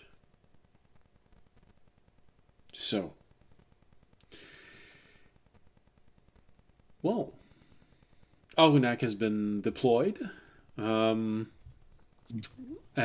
people are bound to get here and ask for their reward. You all know you can leave Arunak there and he's going to do his own things. And apparently he's been preparing things for you because you tend to get into trouble a lot. He realized that, and that's what all of this is. He's preparing for something really bad. We appreciate it. It's also more of my way of saying, you know, you've reached a point in this history where I'm gonna have to prepare for what's coming. So Arunak is starting to prepare for the end battle. All right.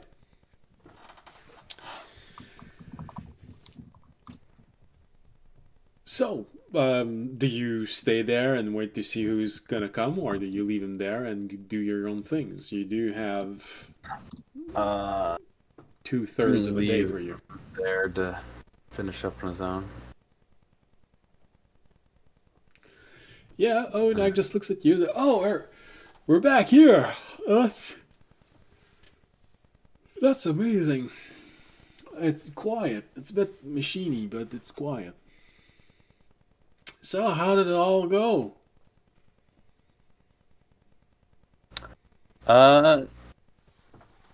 Surprisingly, well.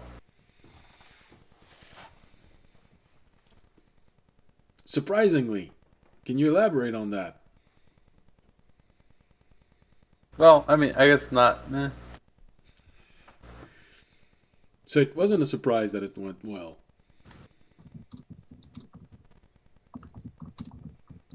I guess it felt surprising in the moment.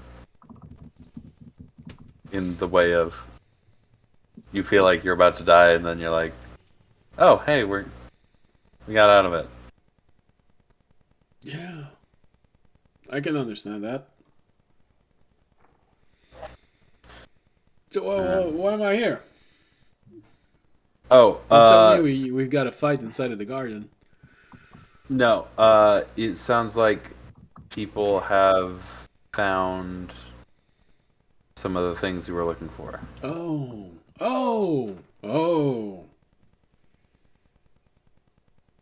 Okay. So, they didn't know how to contact you. So I figured, well, they contacted us, and I told them That's what I figured would happen. here. All right. Well, I'll wait for them here.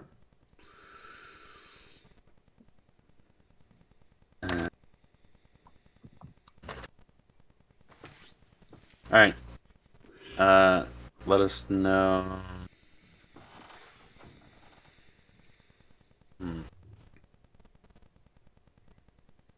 Need anything?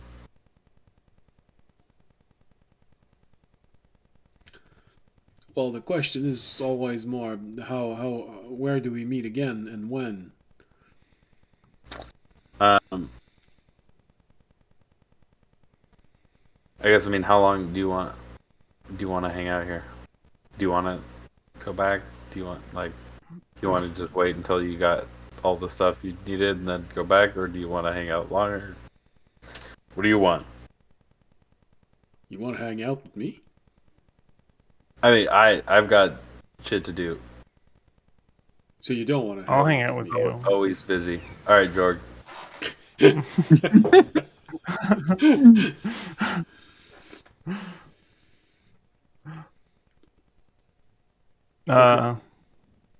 Okay. I don't mind. Things that I'm doing with all of those things may look a bit weird to you. I don't think you're there yet.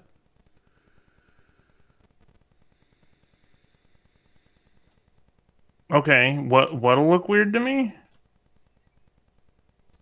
Making magic with all of this. Mm, I think that's how you'd call it.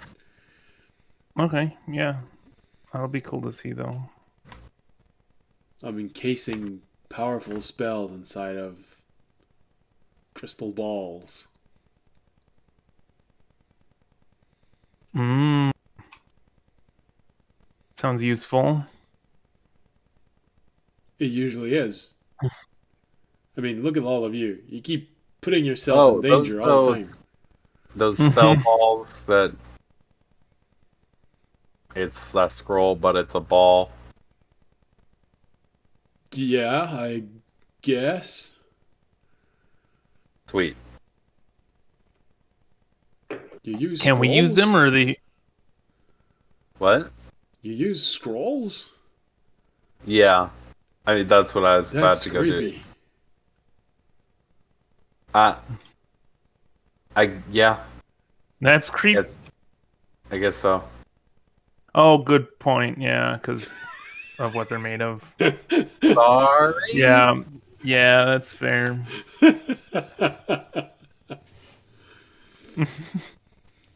Begs the question: is there like a druid circle that oversees like ethically harvested paper? Or I think there's some papers made out of ethical like not wood. lumber A lot of it- jack. There are two types Yeah. of paper. Well, technically three, but two types I mean, of if paper it's another that you find in during plant- Zero. Yeah. Or an animal, is it any better than a tree? Like, that's... Well, some I don't think you have to kill the plant for. It's just harder to make them, like out of like petals and not petals, but like dried plant or flower matter and stuff. Uh-huh. So it's probably better, except then you're just harvesting like plant organs, and then that's a whole other thing. I mean,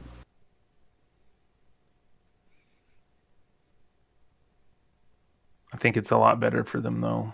yeah. Anyway, I've got to go make my own glass balls.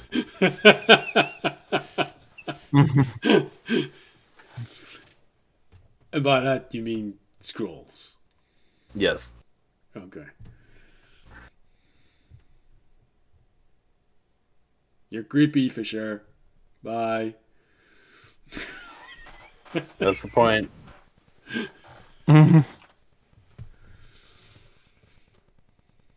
Well, at least apparently I understand him well. Okay.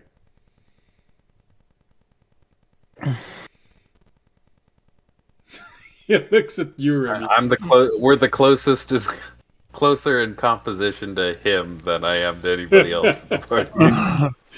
And But in a way, you're like a zombie tree because you're made out of dead tree parts too. Am I made out of dead tree parts? I don't know, are you? Or are they alive? It's more of Oh. artificially sustained tree parts. Oh, I thought it was like mechanical components made of wood. No, in his case, it's really like he's made out of vines and wood is muscles and things like this. They sort of How I understand it, yeah, is my skeletal structure is a composite of like stone and metal, and then my like musculature is a organic, viney plant like yeah. substance, It's hardcore. and then my skin, quote unquote, is armor. Or stone. Yeah. Yeah, that's essentially it. The only ones that are purely mechanic so far are the knights that you can find inside of the garden. And although you've never seen what they look like under their robe, you're guessing that because of how advanced they are, most likely the wardens and the sentinel inside of the garden are the same. Mm-hmm. But in your world, purely mechanical beings so far have never manifested the ability to have a soul. There seemed to be an important part in the biological element of life that seems to be required, or at least that makes it incredibly easier for a soul to connect with something. In a way that makes the element of making sentient machine understandable. You've got the machine, you've got the living part. The living part connects to the soul being connected to the living part can push the non-organic part to move. It's sort of a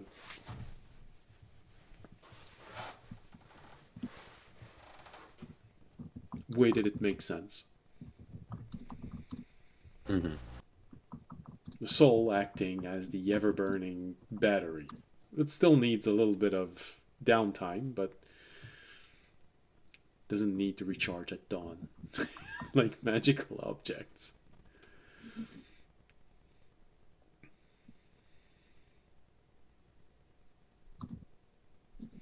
All right.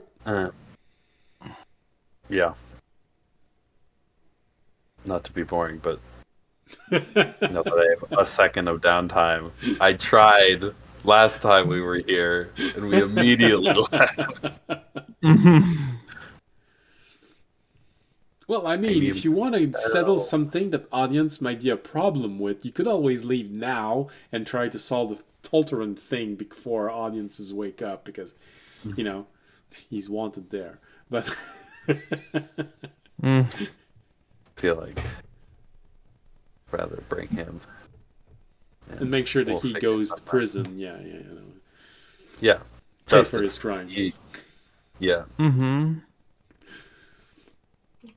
How can he be a paladin if he is running from the law? Exactly.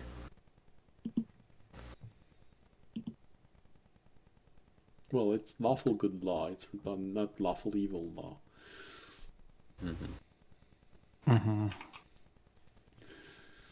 And then as you think about that, there is that moment of, aren't green dragon that kind of evil?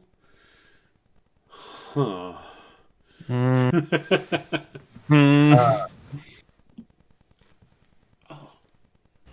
Speaking of that particular conundrum, is the way scrolls work in this game, can somebody try and cast a scroll that's not on their spell list?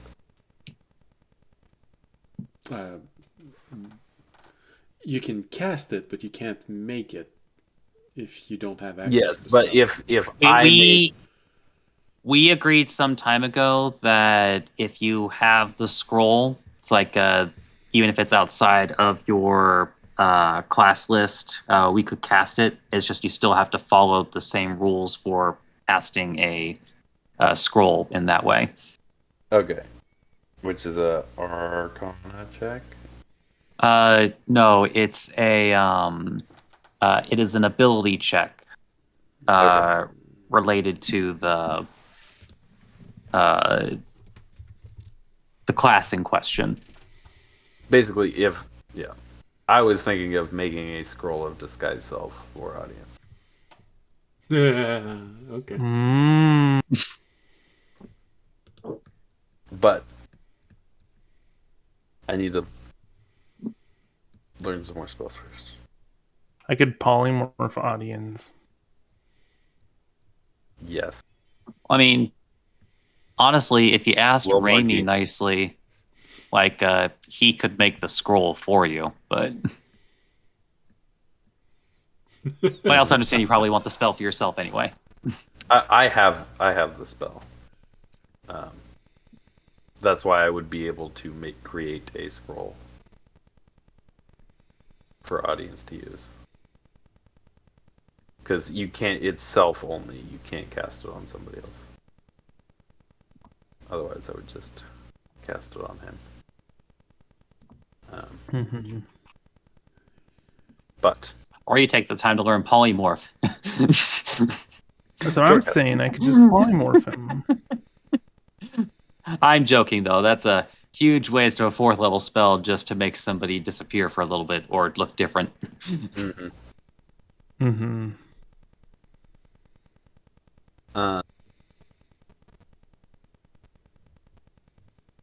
Yeah, so I need to. Each one of these 3rd level spells takes 6 hours.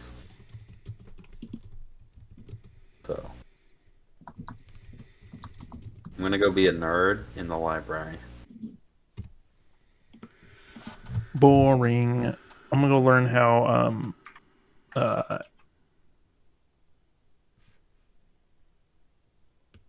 what's his face makes spell his scrolls. Or Yes, I forgot his name. you're gonna watch Oranak Oranak. play with his balls. Mm-hmm. Okay, computer's really having difficulty now. Okay. I was trying to look for something, but something's happening with my computer, so it doesn't like it. All right. Okay. Okay, so you go into the library, Jorg. You wait with Arunak. And what about you, Remy? What do you do? Well, Raimi has been a bit on the back burner here because Raimi never had the chance to identify the spoils from the druid fight. Basically, if anything was worth holding on to, or if it would just become cell fodder for the garden. So you're talking about the druid fight at the monastery? No, No, the druids fight, like when we stole Oh, their okay, shit. okay, yeah, no. The village. Yeah, Okay. it's, So that's the. so like for example, there were 3 rings, 3 staves, Yeah. 13 darts, 3 studded letters, and then one was a little bit different. So I had their stuff separate, like because they had a cloak, 16 darts, a ring, also studded leather, and a staff. I don't know if Okay. there was any real difference between those 4 individuals with their equipment, or if they were all just the same. Some of them. Raimi takes the time to actually figure out what those things are. Okay. So it was the fight with the last three of them at the end that you looted everything they had. All the things you don't really have time for when you're on a time crunch. Okay. You said that there was only one cloak? Yes, like Okay, uh, I got it. like one of them, I guess, had a special cloak. The other ones either didn't have a cloak or they weren't special. Well, they didn't shine quite the same way,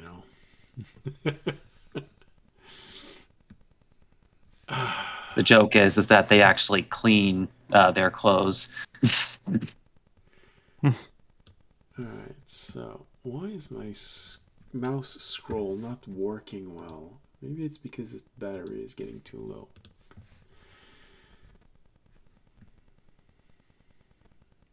Alright. So, if you start... here we go, we're here. If you start analyzing what you got a whole lot of things that you can sell to the garden, as you just mentioned. Studded letters, where there are standard studded letters, there are +1s. Nothing special there. All of them. Rings. All four of them. 4? Yeah, because there were 3 druids and then one other one that we. Like I said, I separated. Oh wait, no, hold on. I think 3 of them were druids and then one of them was a cleric. I think that's why they're separated, or I have that reversed. Okay, tell me what you have. I want to be sure that I have the right list here. So I have, for whichever thing came in 3s, 3 rings, 3 staves, 13 darts, and then 3 studded leathers. Okay. And then I have separate for however that one was different. They had a cloak, 16 darts, a ring, studded leather, and a staff. Which really, I guess the main difference between them was that one guy had a cloak and then the others didn't. Yeah.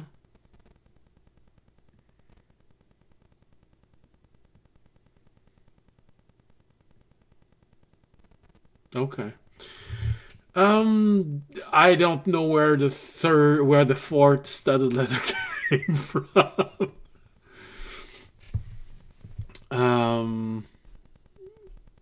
Because I remember the fight. The fight had.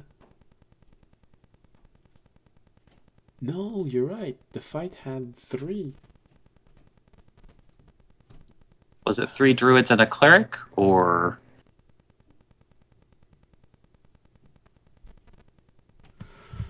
Oh wow. There was something different about the 4th one.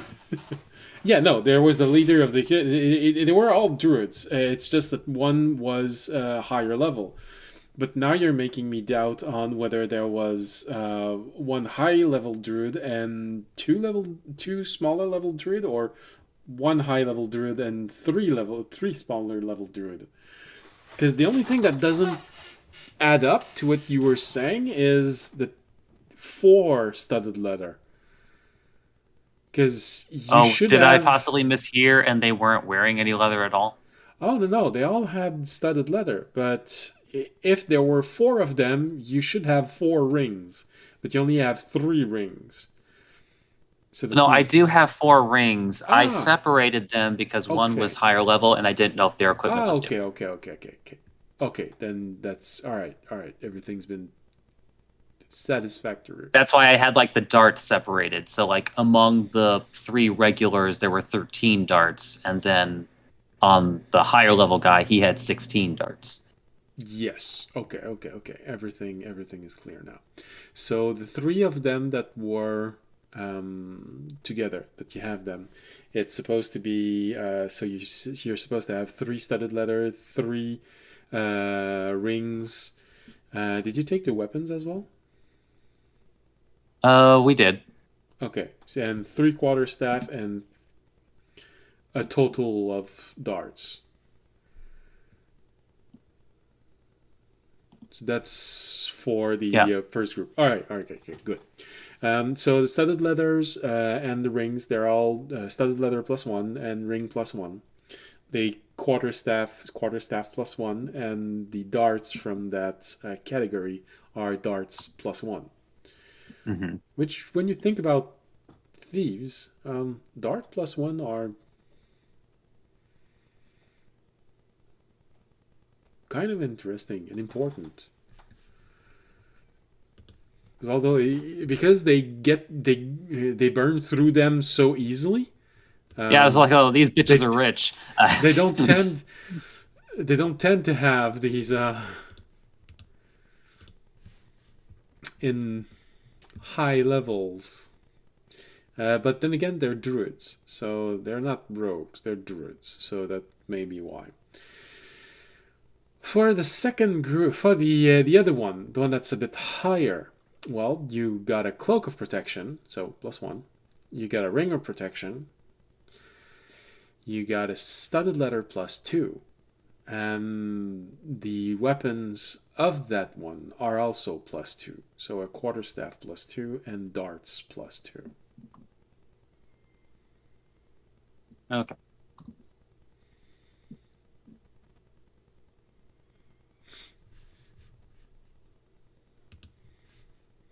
So all of that takes you actually quite a bit of time to all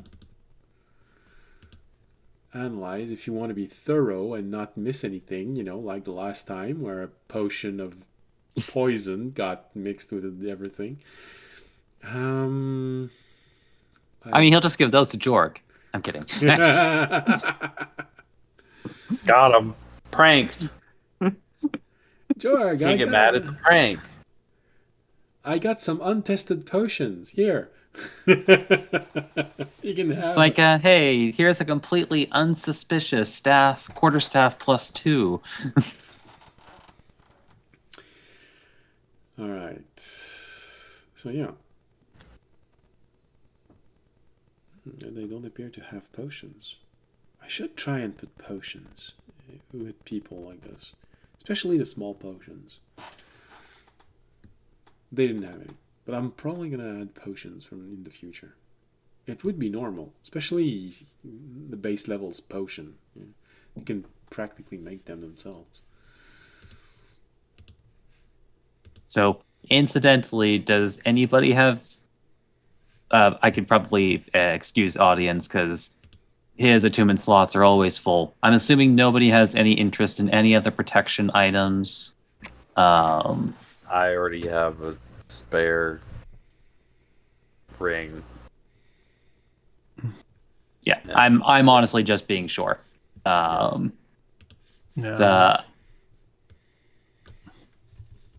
I mean, all joking aside, Jorg, would you like a quarterstaff +2?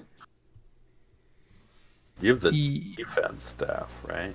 Or the I have the or the I have the catapult? staff. Yeah, the staff of projectile. But a quarterstaff +2 would be pretty cool to have. I mean, basically, it's something that you know will always work, even if you're... Because I think the other staff is attunement, right? Yes. Yeah. Yeah, so if you, for whatever reason, like attune to something else, then you'll always have a working quarterstaff +2. Mm-hmm. And Could still be a reminder of how much Remy cares.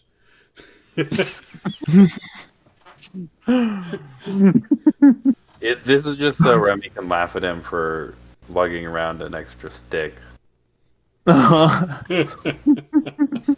Probably wouldn't use. I have a winter spear that has a +2 to attack. The main I don't difference, know. though, is that, for example, you can hold a quarterstaff and use it not only with Shillelagh, but also can still be a spellcasting focus without having to drop it. Yeah. Yeah. Yeah, so it's kind of just the winter spear, but it's more useful. Yeah. I mean, don't get me wrong, the Winter Spear probably is still useful. I'm just letting you know that there's an advantage to having a couple of different kinds of magical weapons or items so that, like when attunements shift or the situation isn't right, you'll have a backup. Everybody Now, needs their own golf bag. Mhm. I'm just saying, Sure. like, this is why Raimi has multiple different kinds of weapons and daggers and stuff like that. It's like Raimi is, in some senses, figuratively and literally a pocket knife. Mhm. Mhm. If we don't Well, look like bracelet the knife. scene in Lord of the Rings where they're going to see in Rohan and they just keep tossing all their weapons down, what are you even doing? I mean, in your case, it's more like they don't have any armory. That's all right. We have a mobile one. Yeah. I mean, that's kind of what our dimensional storage does now. It literally has a room, like a sectioned off part, just turned the curtain the other direction, and it's an armory. So yeah. Yeah, I'll take the quarterstaff. Yeah, so I'll go ahead and take That'll it be good. off of our the list I have. So add a quarterstaff +2 to your character sheet. Mm-hmm.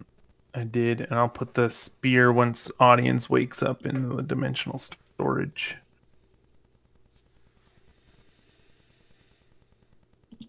But I think otherwise, everything else can be sold Oh, and I'm gonna divided feed my amongst the tiny party. blob. Mm-hmm. Yeah. Yeah.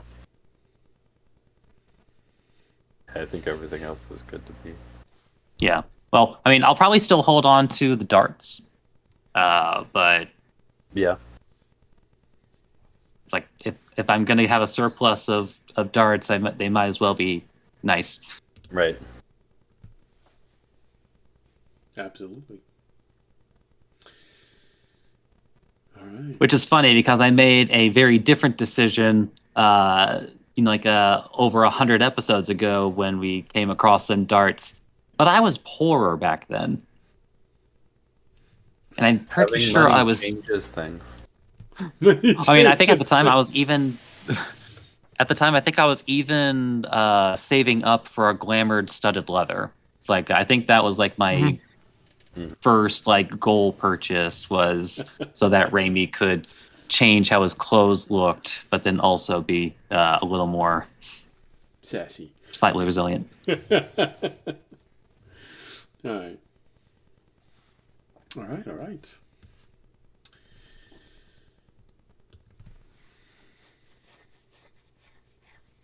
So, I think that Remy, you'll be doing that for several hours because you're identifying everything.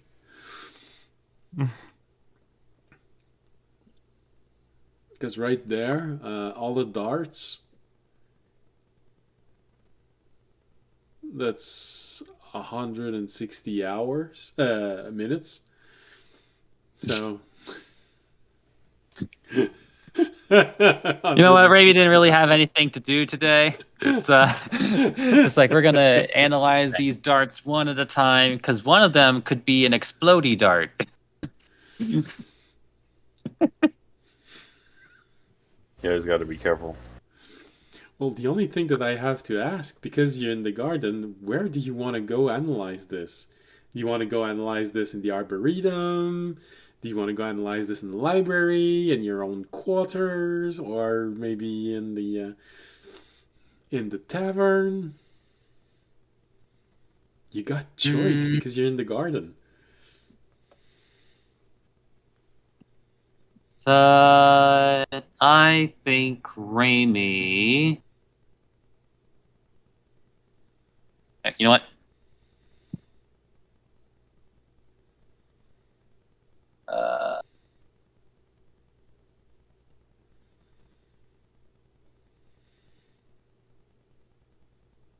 It's like Raimi will do it in the arboretum. He's He's analyzing items while maybe having a lunch picnic. Oh, Nice. of course, now you have people watching you. Oh, good lord. A few gnomes looking at you work for a few moments. You one that just sits down in front of you and just looks at you doing the ritual casting. And, oh, you're doing this like this. Oh, okay. That's interesting. Bold God, that would choice. be obnoxious.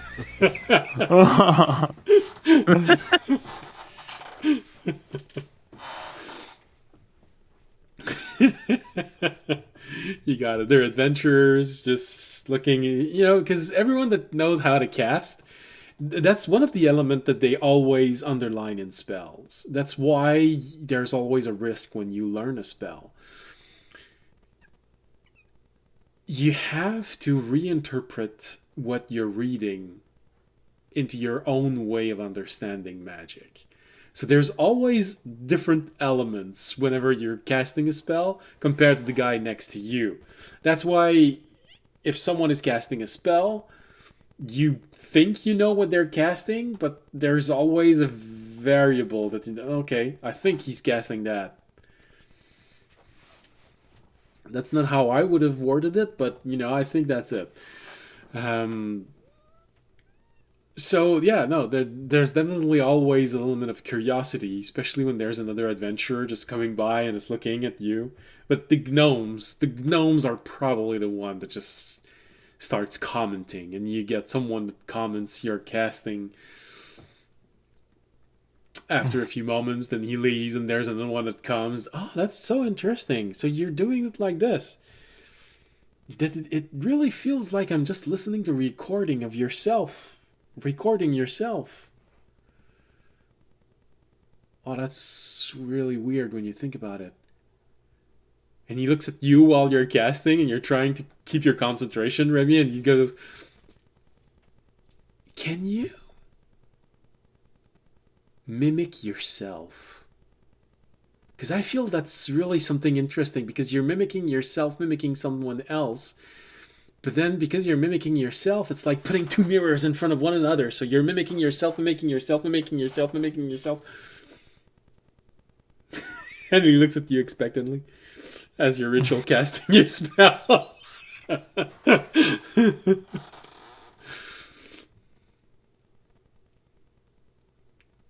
It's like maybe there's like just 2 minutes left in the spell, so it's just like while he's doing it, just like Staring.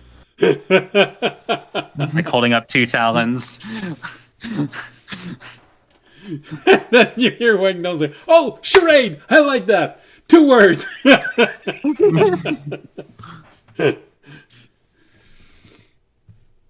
But generally, the gnomes don't try and intentionally distract you, but they do comments on the choices you've made.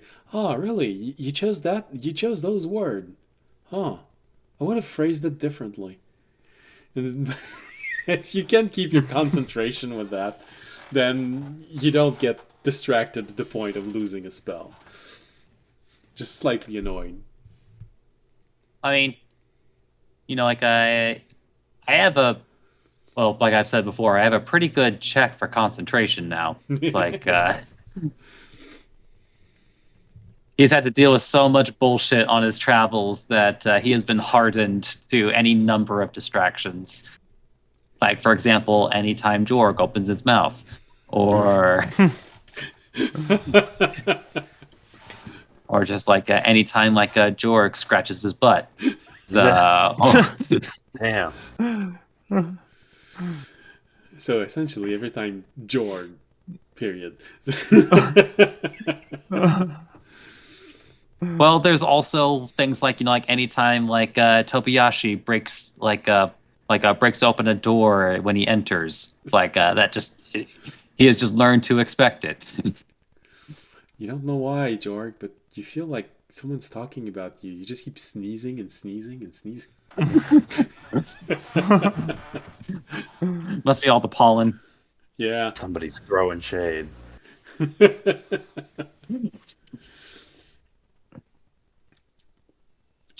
There's probably even a gnome that makes a comment on the fact that you can do that so well, even though you have a sandwich in your beak. That's amazing. How are you doing that?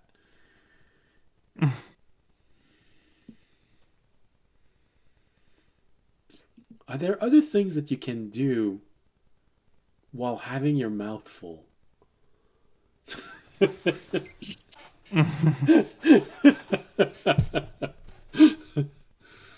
Of sandwich, I mean, of course. It's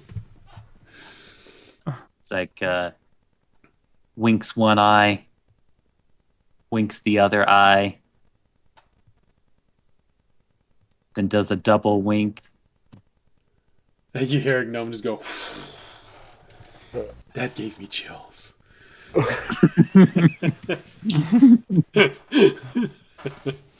Can you wiggle your toe as well? Oh damn, Remy's never Regular seen someone do weirdo. this.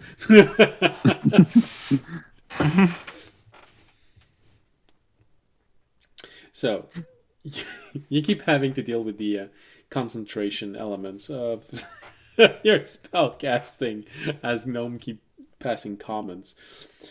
Eventually, there's one moment where there are no gnomes.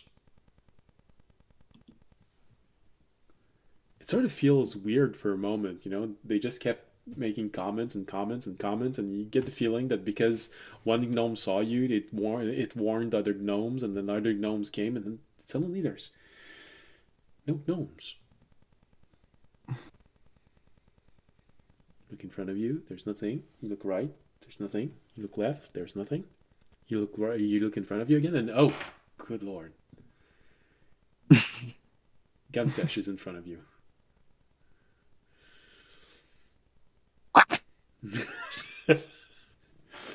You just looked there a moment ago and he wasn't there. Damn it.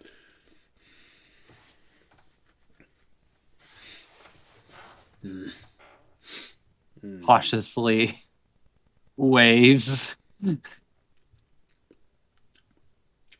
That's interesting.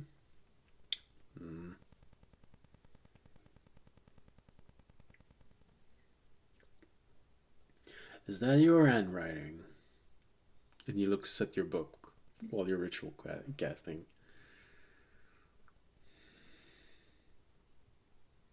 Holds up the other hand and makes the so motion.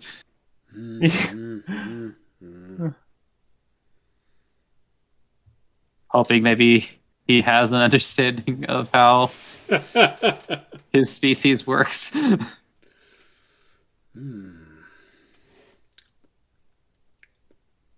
Yeah.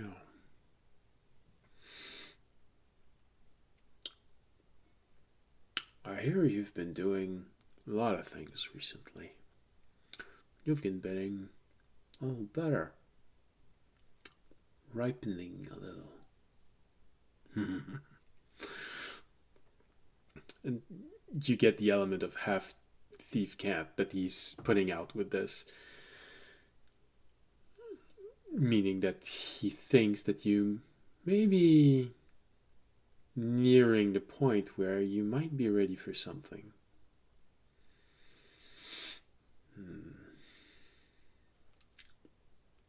I heard that you may be traveling to Tolteran soon.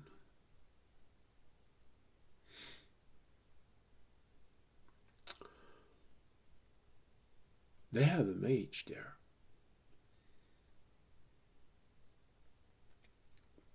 Bit of a pompous ass, if you ask me, but you can at least give him that he's got some talents.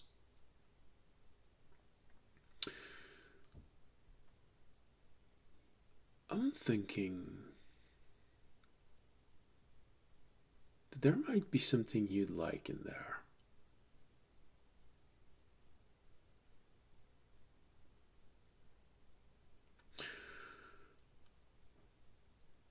Something that's going to feel oddly personal, even though it's not.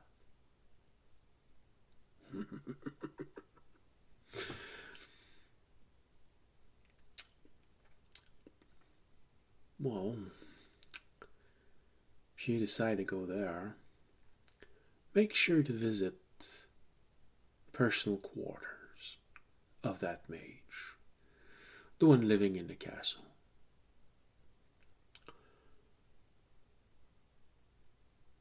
And try and find something. You'll know you found it when your stomach drops.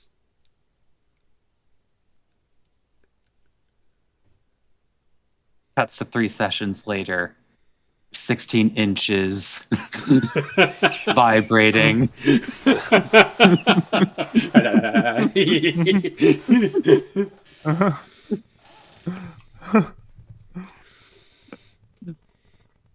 Sorry, I know that's supposed to be an intense moment, but that's all I could think. It's just like personal quarters. You'll know when you found it because it makes your stomach drop. It's okay. Okay, for serious, back in the moment. I'm guessing that once you found it, yes, you're gonna want to talk to me. Because you're gonna be wondering why I wanted you to go there. Why I know you'll be extremely interested in this. Why it's gonna feel like it was meant to be. Amy says, "Have the rats been in the cupboard?"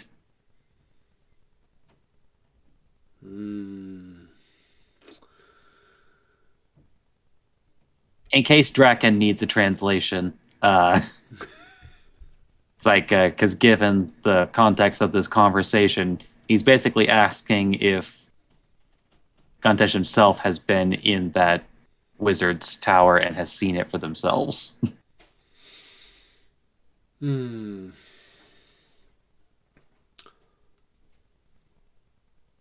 Well, kind of. Let's just say there are ways to being somewhere without actually being somewhere. But Raimi sweats as he has a gem that literally does exactly that.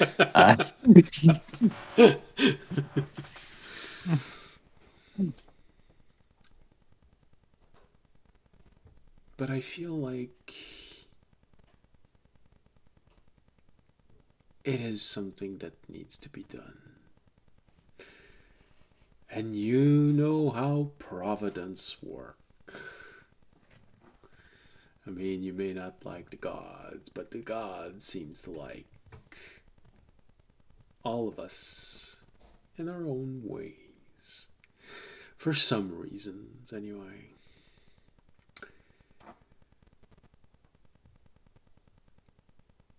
Take it as a test to see if you're ready for the rest.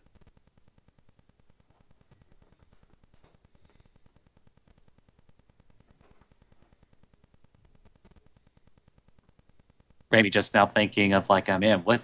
It's like, what god has attached themselves to Jorg?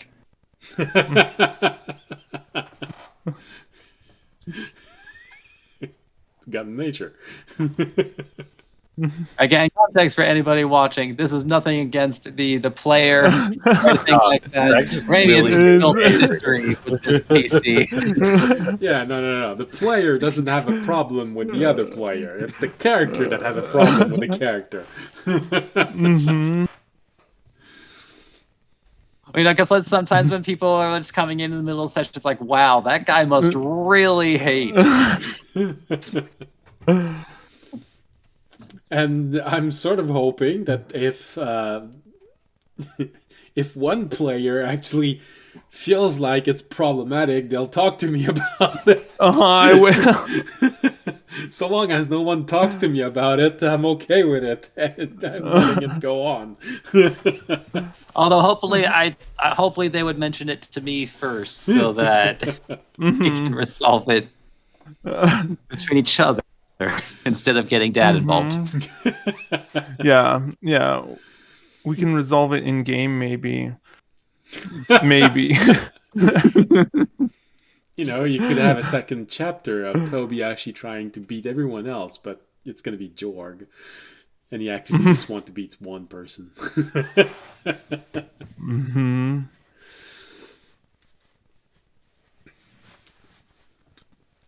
Well, he looks at you after that. As well. I'm going to leave you, Diora. And he looks left, looks right.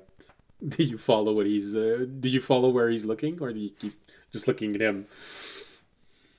It's like he can go cross-eyed for a moment. I'm gonna leave you to your looks left, looks right. Then you have a moment where, okay, what? Ah, damn it! You use that to disappear. You swear you just blinked, and you just hear this disembodied voice saying, "Business." God damn it.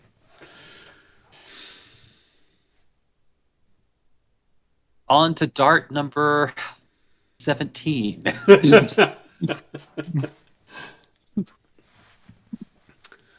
All right. So, Remy, you have your first side quest, personal side quest.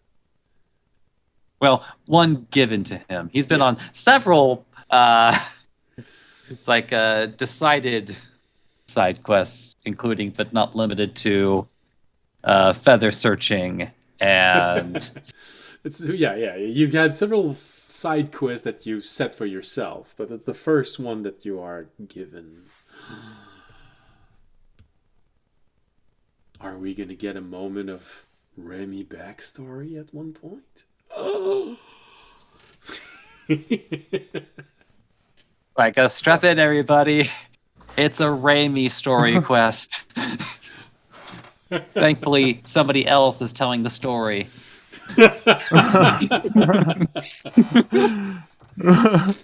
Remy is telling the story. Oh, I didn't realize he was gonna he was just gonna tell it to us live, word for word, seconds for seconds. He's sleeping right now. Like it was a Tuesday.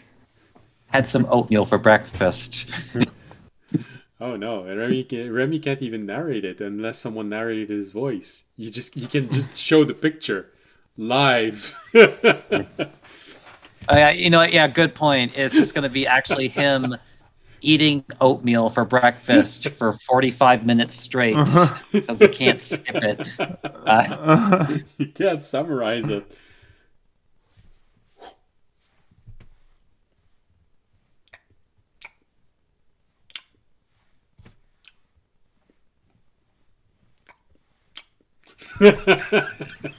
Riveting story. Well, it would actually. It's the first bite is riveting. It's like, oh, too hot.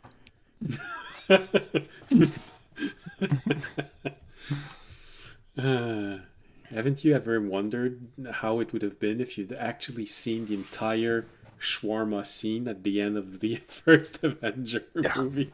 That's what it is to look at Remy's story. Without having the actors trying not to start laughing. All right. So now Remy has a quest.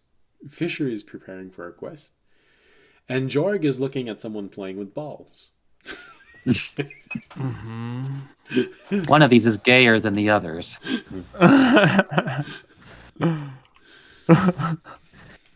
Well, I mean, we don't know what Tobiashi's doing, so who knows? Maybe it's even worse. Or different.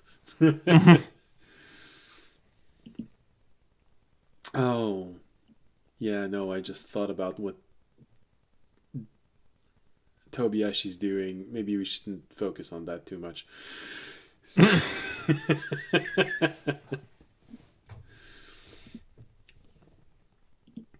So, well, Jorg, of course, you're watching people arriving and starting to give diamonds to Arunak. Huge pile of diamonds. He said, okay, good, good, good. Put those over here. Put those over there. Oh, great. That plant. I need it for there. Yes. Give it. Okay, good, good, good. And he just administrate all of this, all of the people getting there, giving him something. And you see him giving to people this odd little ember piece. You know, you're not sure exactly why he's keeping them so well hidden, but and I mean, it's amber piece. Isn't that the same thing as saying, "Oh, here, have a pint of my blood"? Mm-hmm. But anyway, he's giving a little small piece of ambers. Ambers or embers? Hold on, which one is it? I think it's ambers. Embers is fire. Oh, embers. Ambers is Amber is a type of Stone. Yeah. Like Yeah. solidified Sap. Yeah. tree Embers. goo. Yeah. I never thought about it until now. Oh no, that's right. There's amber with an A and there's embers with an E. Okay. And All right. So. Oh, okay. Now I understand why. Okay. So yeah, these little pieces of embers. They look clear, but what's that? Do I have? Okay. Because I just touched my mouth and I realized that there's a black spot on one of my finger. I was just hoping that there wasn't that in the middle of my face. So you see him hand out these little pieces of embers.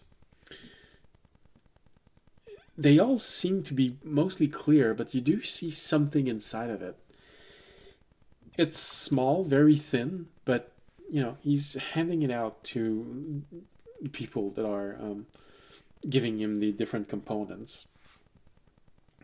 And he's whispering something to them after one gives him something. And after maybe 5 or 6 people have gone, no one else is there, and he just goes, "Okay, so I have this, and now I have this. I'm still missing these.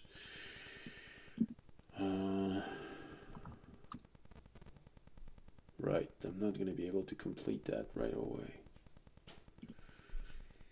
Well, I can prepare the diamonds." And he starts preparing the diamonds.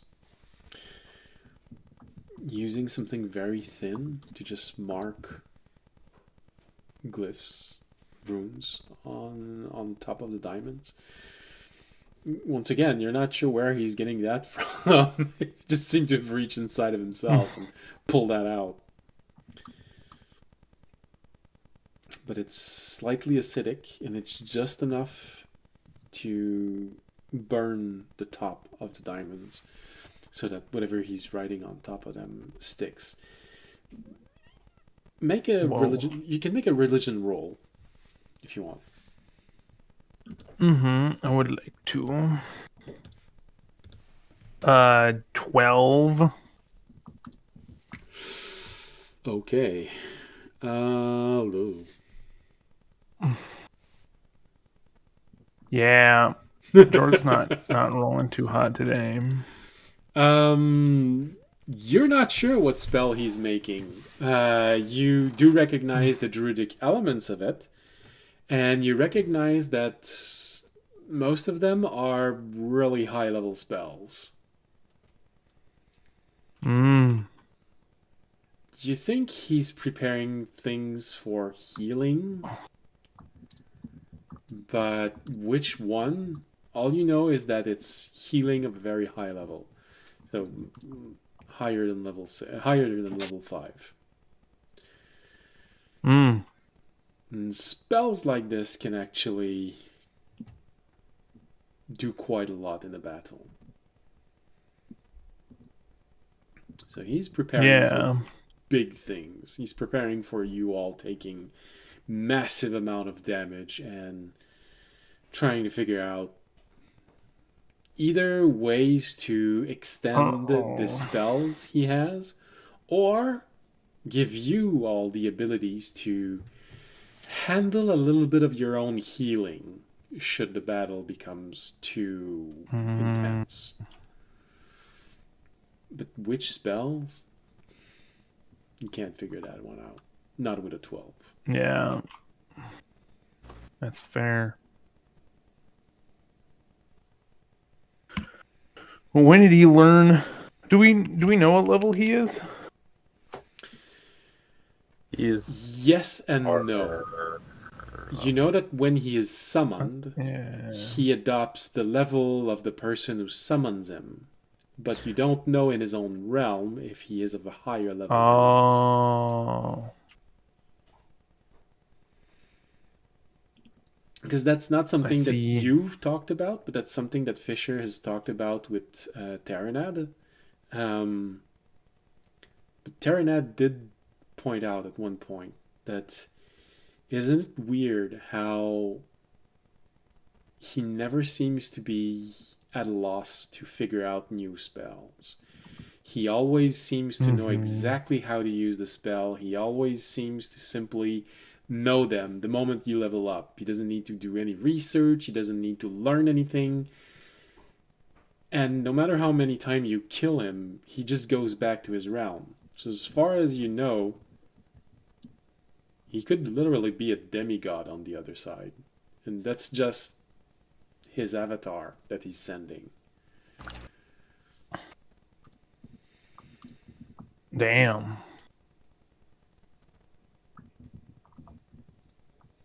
But since he never seems to be at a loss for new knowledge whenever you level up, your Fisher and Terranad would have guessed that he's at least as high level as you are when it happens, and probably higher because he just adapted.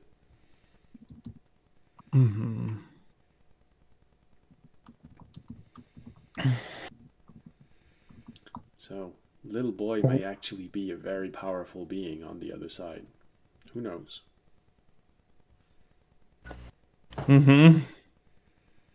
And you've just been pushing him around all that time. Get the information. Make him tell you. Yep. Make him tell me. Hey, how skilled, how high level, I don't know how to say how high level you are without saying level. How much experience do you have in your realm compared to our realm? If you had to rate your abilities on a scale from 1 to 20.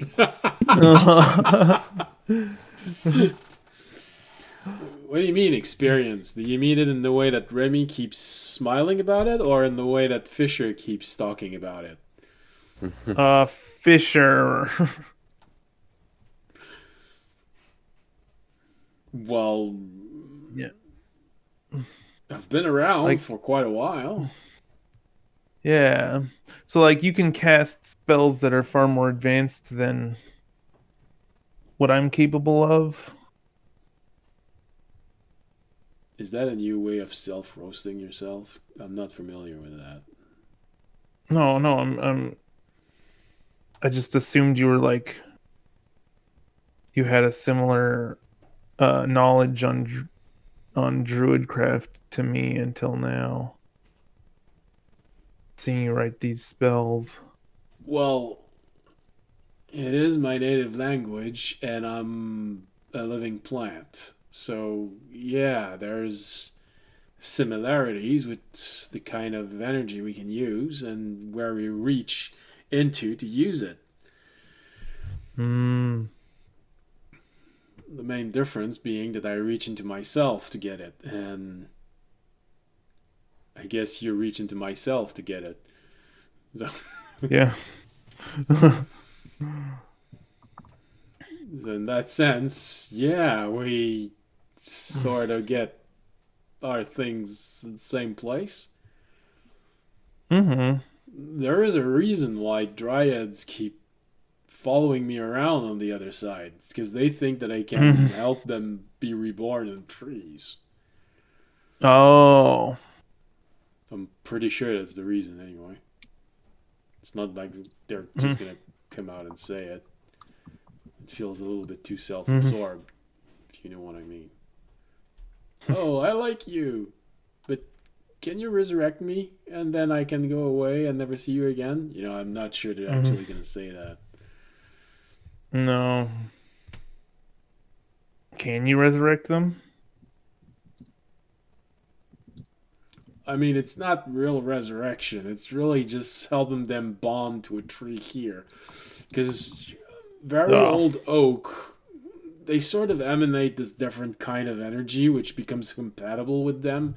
But, you know, it's not every old oak that is attached to a dryad. So there's got to be something that needs to be done there in order for the connection to be made. Yeah, that makes sense. And in the sense that I can cross on both sides, you know, they're hoping that, at least I think that's what they're doing. They're just hoping that I'm going to be able to put in a good word with whomever they need to be able to cross. You know, that's why nymphs are nicer, because, you know, they don't have a hidden agenda.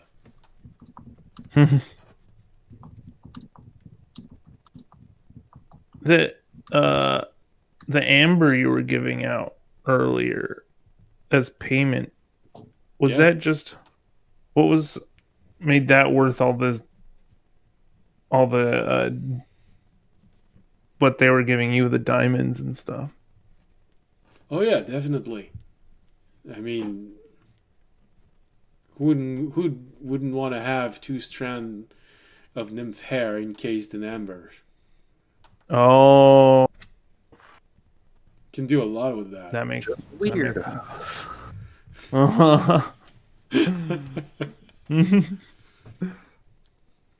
It's very potent magic. Yeah, that makes sense. Here, I thought you were just He's also giving selling out little. He was what? also selling bathwater.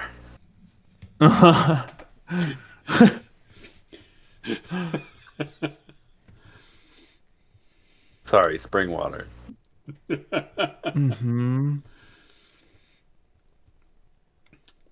Well, unless you want to say that, Georg, I can't respond to that because Fisher is actually. I am not. I'm not going to say that. But thank you for the offer.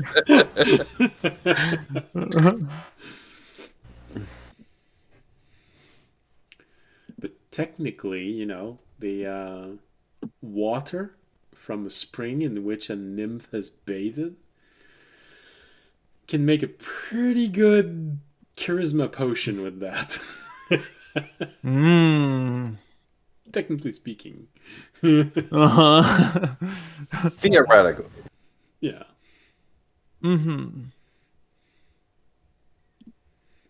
It's not like the internet think it is. You know, if you buy bathwater from what was her name, Belle Delphine, nothing's gonna happen. If you buy bathwater from a nymph, that's actually gonna do something.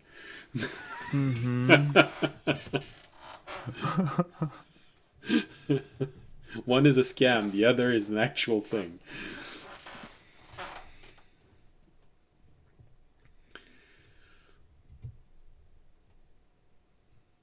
So, do you have anything else to ask Algonak? Nope. All right. Just gonna let him do his thing. Well, I can't complete the spell. I'm missing components. I need a few regions. Some of the thing needed are pretty powerful, and you know you gotta encase it all inside of the gems, and then just blow them up so they become round. It's not the same thing as glass blowing, diamond blowing. Yeah. Is it? Do you need stuff we can get, or is it more quests that are? Oh, I think that's probably more Quest because Yeah. I've come to realize that you're a bit of on a time crunch.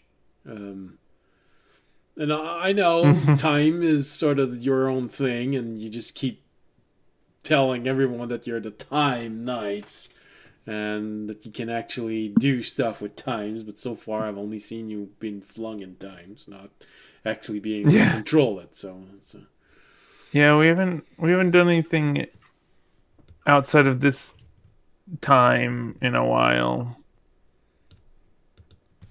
well, I know you know what you gotta do, huh? You just gotta put pressure on the bard and let him tell you a tale, and be back in Mm-hmm. time. That'd be a good distraction from all this dragon stuff. Then again, he did say that the last chapter of the story was the fall of Bahanor. So, I mean, you got to think about Ugh. that. Yeah. And with the rumor that the city is now a crater, I mean, it sort of spoils the end, but I don't think it ends well. Mm-mm.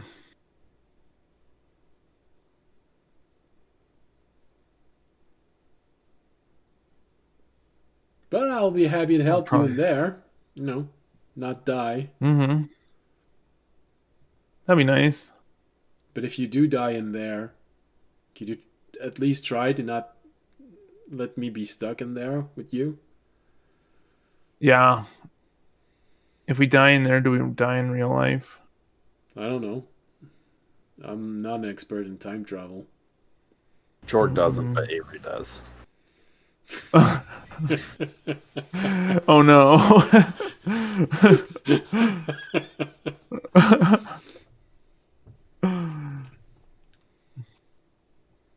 What do you think? If you die in there, do you die here?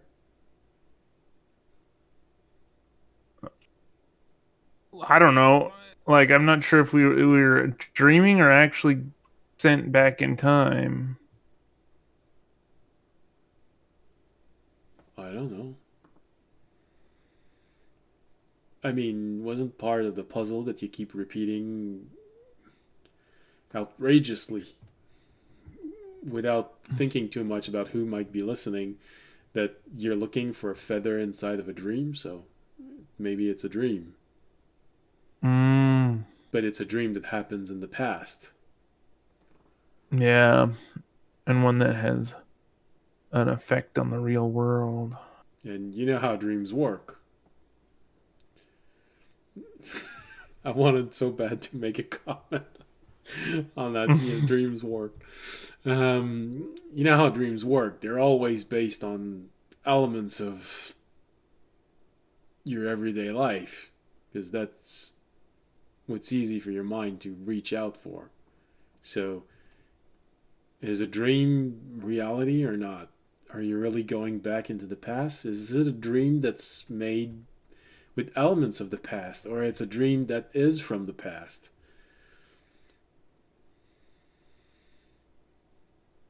You need to hear the Mm-hmm. story in order to make the dream. So maybe the dream can't happen unless you've heard the story, and that's why each time that you go back in time, it happens the same way as the story you heard because the dream feeds on the story, and then you get the story that you heard. So,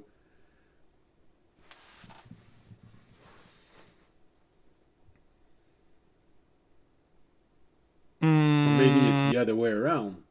It happens because you're being told a story that feels like the dream, and so the dream calls out to you, and then you find yourself in the dream. Meaning that it's not the reality influencing the dream, it's the dream influencing reality. And there's always that theory of two things happening that aren't actually related, but are the same.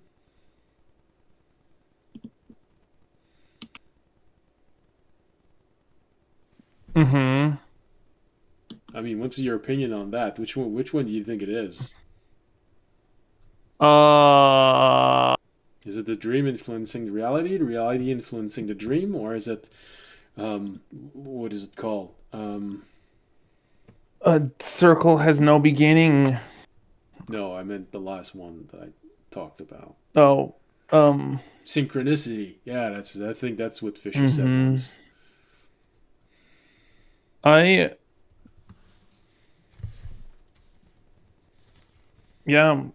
I don't know. I feel like it's a. Well, who do you think would It know? could be both. You need to ask a mage? Maybe we should go ask Mm, Fisher.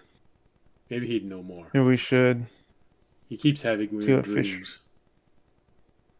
Yeah, don't we all? Seems like dreams have a pretty big bearing on reality. So. I don't know. I don't dream when I'm here. I Oh, don't sleep when I'm here. yeah.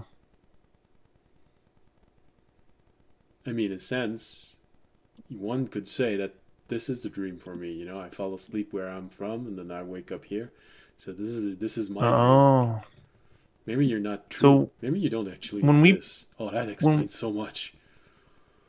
when we plant the seed, do you get like a call, or is it kind of like just whenever?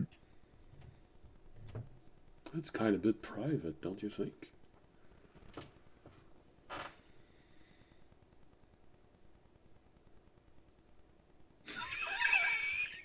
George just freezes there. Broke him.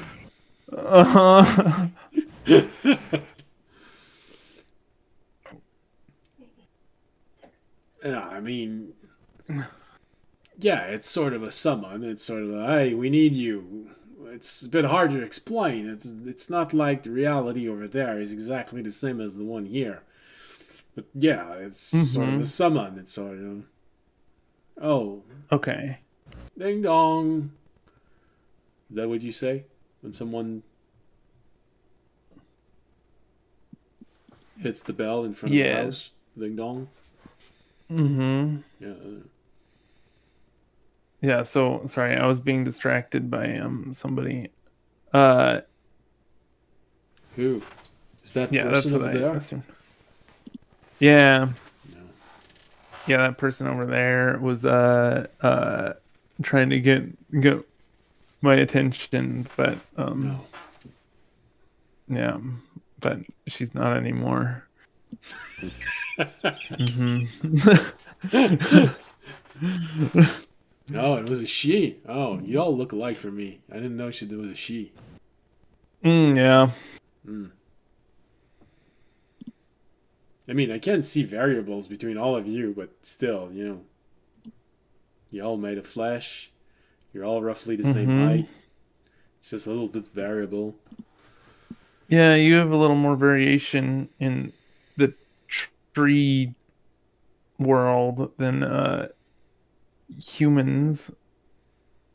Or how hard can you tell different like races apart, or is it like you can tell when a gnome's a gnome versus a human, right? Oh, that's called a race. Okay. I Or a wonder what you were species. referring to I when you're don't remember talking what it's about that. called. Yeah. No, but it's probably the same thing as, if I'm looking at a bush instead of a tree. I figured it was the Yeah. same thing. They're bushes, you're trees. That's pretty much right, as far as Yeah. I can tell. Yeah. I mean, some of them live on the ground, so maybe we should say carrots. I don't know. Maybe that's a better analogy. Mm-hmm. So these carrots don't feed you potions that make you explode. Well, have you ever talked to a carrot before? Maybe they'll try. True. Shouldn't assume. No. Well,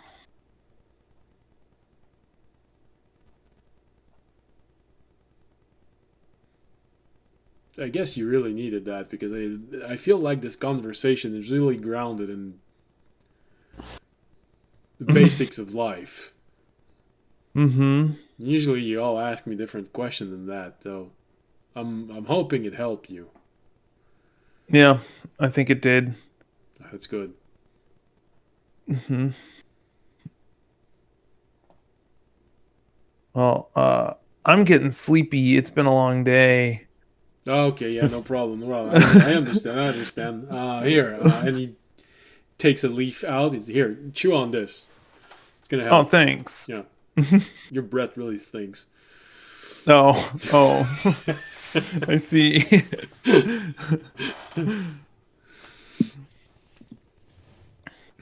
I'm still hoping that one day you'll call me and I'll be a different tree. Especially when winter comes. I'm hoping for a nice pine tree. Hmm.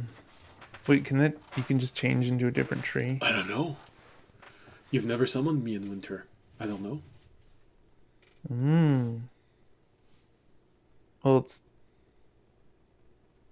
coming into winter now, right? Yeah, a few weeks. Cool.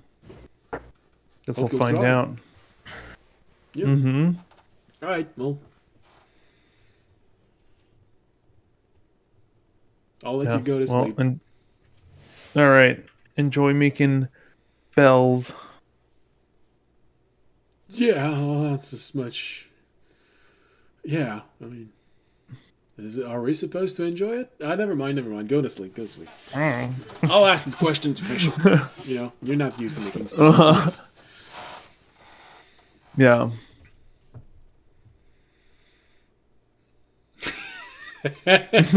You go off.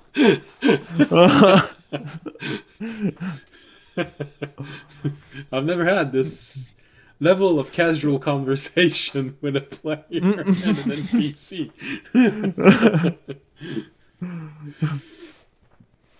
All right. So, with this, everything is probably coming to an end during the day. Remy, you probably finish chain casting your detect magic. I mean, you've been doing this for hours on end. I feel like the best moment to end all of this would be with Remy, who just finished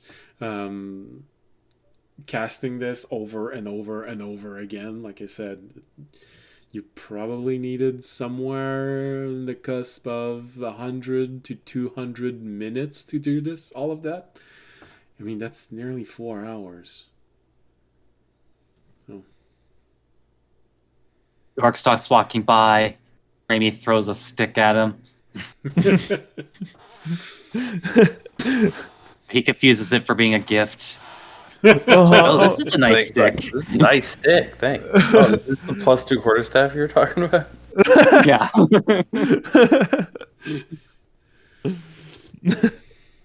That's so nice. I'll cherish it forever. Thanks.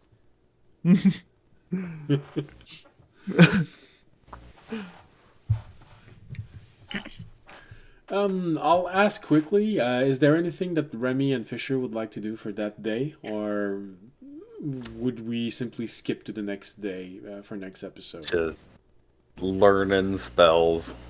Okay. So I guess Remy would be the one that will have the most free time at the end of the day. Well, technically Jorg, but I really don't see the both of you spending 2 hours, 3 hours together at the end of the day.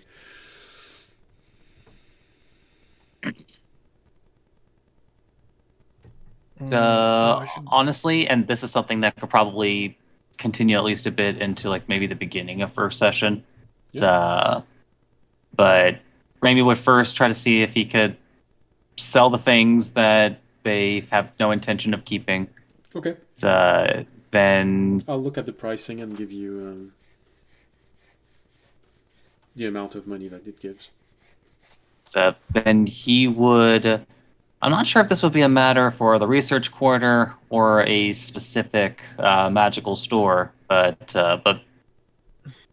I guess keep in mind for next session that Raimi is going to inquire about trying to get something made, or at least like the step process to having it made. Okay, it can be both. The element is if it's something that's you really have a good idea of and you don't really necessarily want to be deeply involved in, then probably directly the gnomes, because you just tell them what they want and they're going to try and make it, with the possibility of this having weird side effect at one point.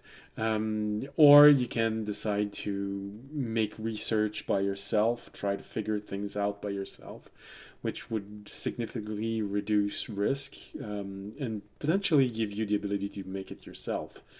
Well, for Remy, that's sort of, you'd have to have a good level of understanding of something, seeing as you can't improvise. So you're gonna have to tell me what exactly you're looking for. Yeah, something to take care of more into next session, but yeah. But it's more specifically, it tells me that most likely, because of the time it's going to be when you finish, it's something that you're going to start doing the next morning, instead of necessarily, oh, I'm done, let's go try and find someone at 8 p.m. inside. Like, I mean, there are plenty of people who burn the midnight oil, figuratively and literally. Well, yeah, and of course, if you go directly to the research quarter, research and development quarter, the gnomes are going to be there all night long. They just like to party. Throw my hands up, they're playing our song, the butterflies, and I gotta stop there. And when you think about it, none of you have ever decided to visit the research and development quarter at night. Yeah, that sounds like a bad idea. You mean that's why? One of the you never very did that? first times we went there, you talked about an invisible flying chainsaw. Yeah. And then the guideline gets lower every time we get there. Does not All right, make all me right. feel any safer. All right, so it tells me a bit more about what's going to be when you come back. All right. Finally, my last question. Fisher, are you going to try and sleep that night or not? Sure, why not? All right. With the garden, it's safe. All right. Well, I have all the information. Supposedly. Well, I have all the information that I need to prepare for next episode. So, and you're gonna have to a pick of quest, because you can try and start with Fisher, for the attacking the pirates. You can start to go to Tolteran to get one element that you need to face big enemies, and possibly have a hook for Remy exploration. Jorg, you really gotta give me something, or react to things that I'm doing sometime, because otherwise we'll never get to hear your story. Like, just start doing a bunch of mushrooms, then that tells us that, okay, we gotta send you on some mushroom quests. If you want, I'll send you a little message privately, just to underline maybe moments where I might have given you a hook that I think that you just didn't get. Possibly because you were tired. Yeah. All right. So with this, we are going to start campfire music and prepare to end this stream. Alright, so hopefully everything went well and the sound was okay the entire episode. Otherwise, I'm going to be upset. And yeah. No infants were sacrificed in the making of this episode. I can't help but to feel like if sound cut and everyone just heard no sacrifice was made. Or worse, people just heard infant sacrifice were made. Okay, that's gonna. So with this, thank you for being here tonight. Thank you for watching. Hope you had a pleasant, whatever part of the day it is, wherever you are in the world. Don't worry, I'm not forgetting that you thoroughly look like you're in the back room, so you're dangerous, Remy. It's fine. Incidentally, does anybody have any spare hydrofluoric acid? Doesn't that make the your voice sound much lower? No, you're thinking sulfur hexafluoride. Yeah, that's right. Yeah. Oh yeah, no, Yeah, the other silly one. him. Very easy to tell the difference. You know what? I know Here, that I'll you give said you. two different things. You know what? I'll give you one sampling of hydrofluoric acid and one sampling of sulfur hexafluoride, and just drink one. I'll take the second one. I don't have Fisher's constitution, so I think I'll pass. Although technically, I think it is a trick question. Because the other one is a gas, so it needs to be cooled down really low in order to become a liquid. So you're gonna ask me to drink a liquid that's way below zero. So I think it's a trick question. Both are gonna kill me. Well, technically, it goes in two directions. You can lower the temperature or you can increase the pressure. But no time for a chemistry lesson. Alright, so thank you for being here tonight. Thank you for watching. Hope you'll be there next week. Wednesday, 7:30 Western Coast time. That's a live campaign. We got the rebroadcast on Friday, 7:30 Western Coast time. And right between the two, especially since I'm not working tomorrow, world building with Wonder Draft. And I'm not going to fall asleep on stream. So, bonus there. I didn't fall asleep last episode, but really, really, really was close. It's like, I'm sure there's like sleeping ASMR out there somewhere. Just a video of somebody doing nothing but light snoring. Oh, for sure. No, it was more like a staring contest. I realized that I entered in a staring contest with my camera for 10 minutes straight.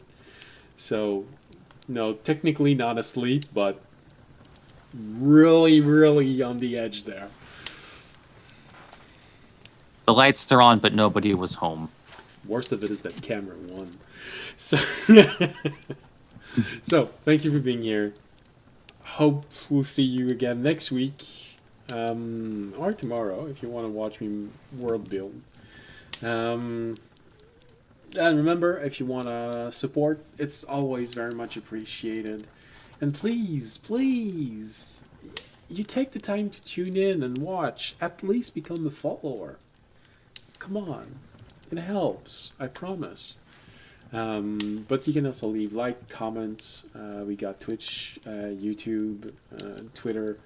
We got Patreon. We got... I already said Twitch. But because you can do two things on Twitch, that's why I'm mentioning both. You can follow or subscribe. And there's even a link below if you want to make a donation. You know? But if you want to do more, or you can't do any of those, but you still want to do something, well, simply spreading the word of the channel helps tremendously. So, thank you for being here tonight. Thank you for watching. See you next week. And as always, stay safe and stay healthy. Good night.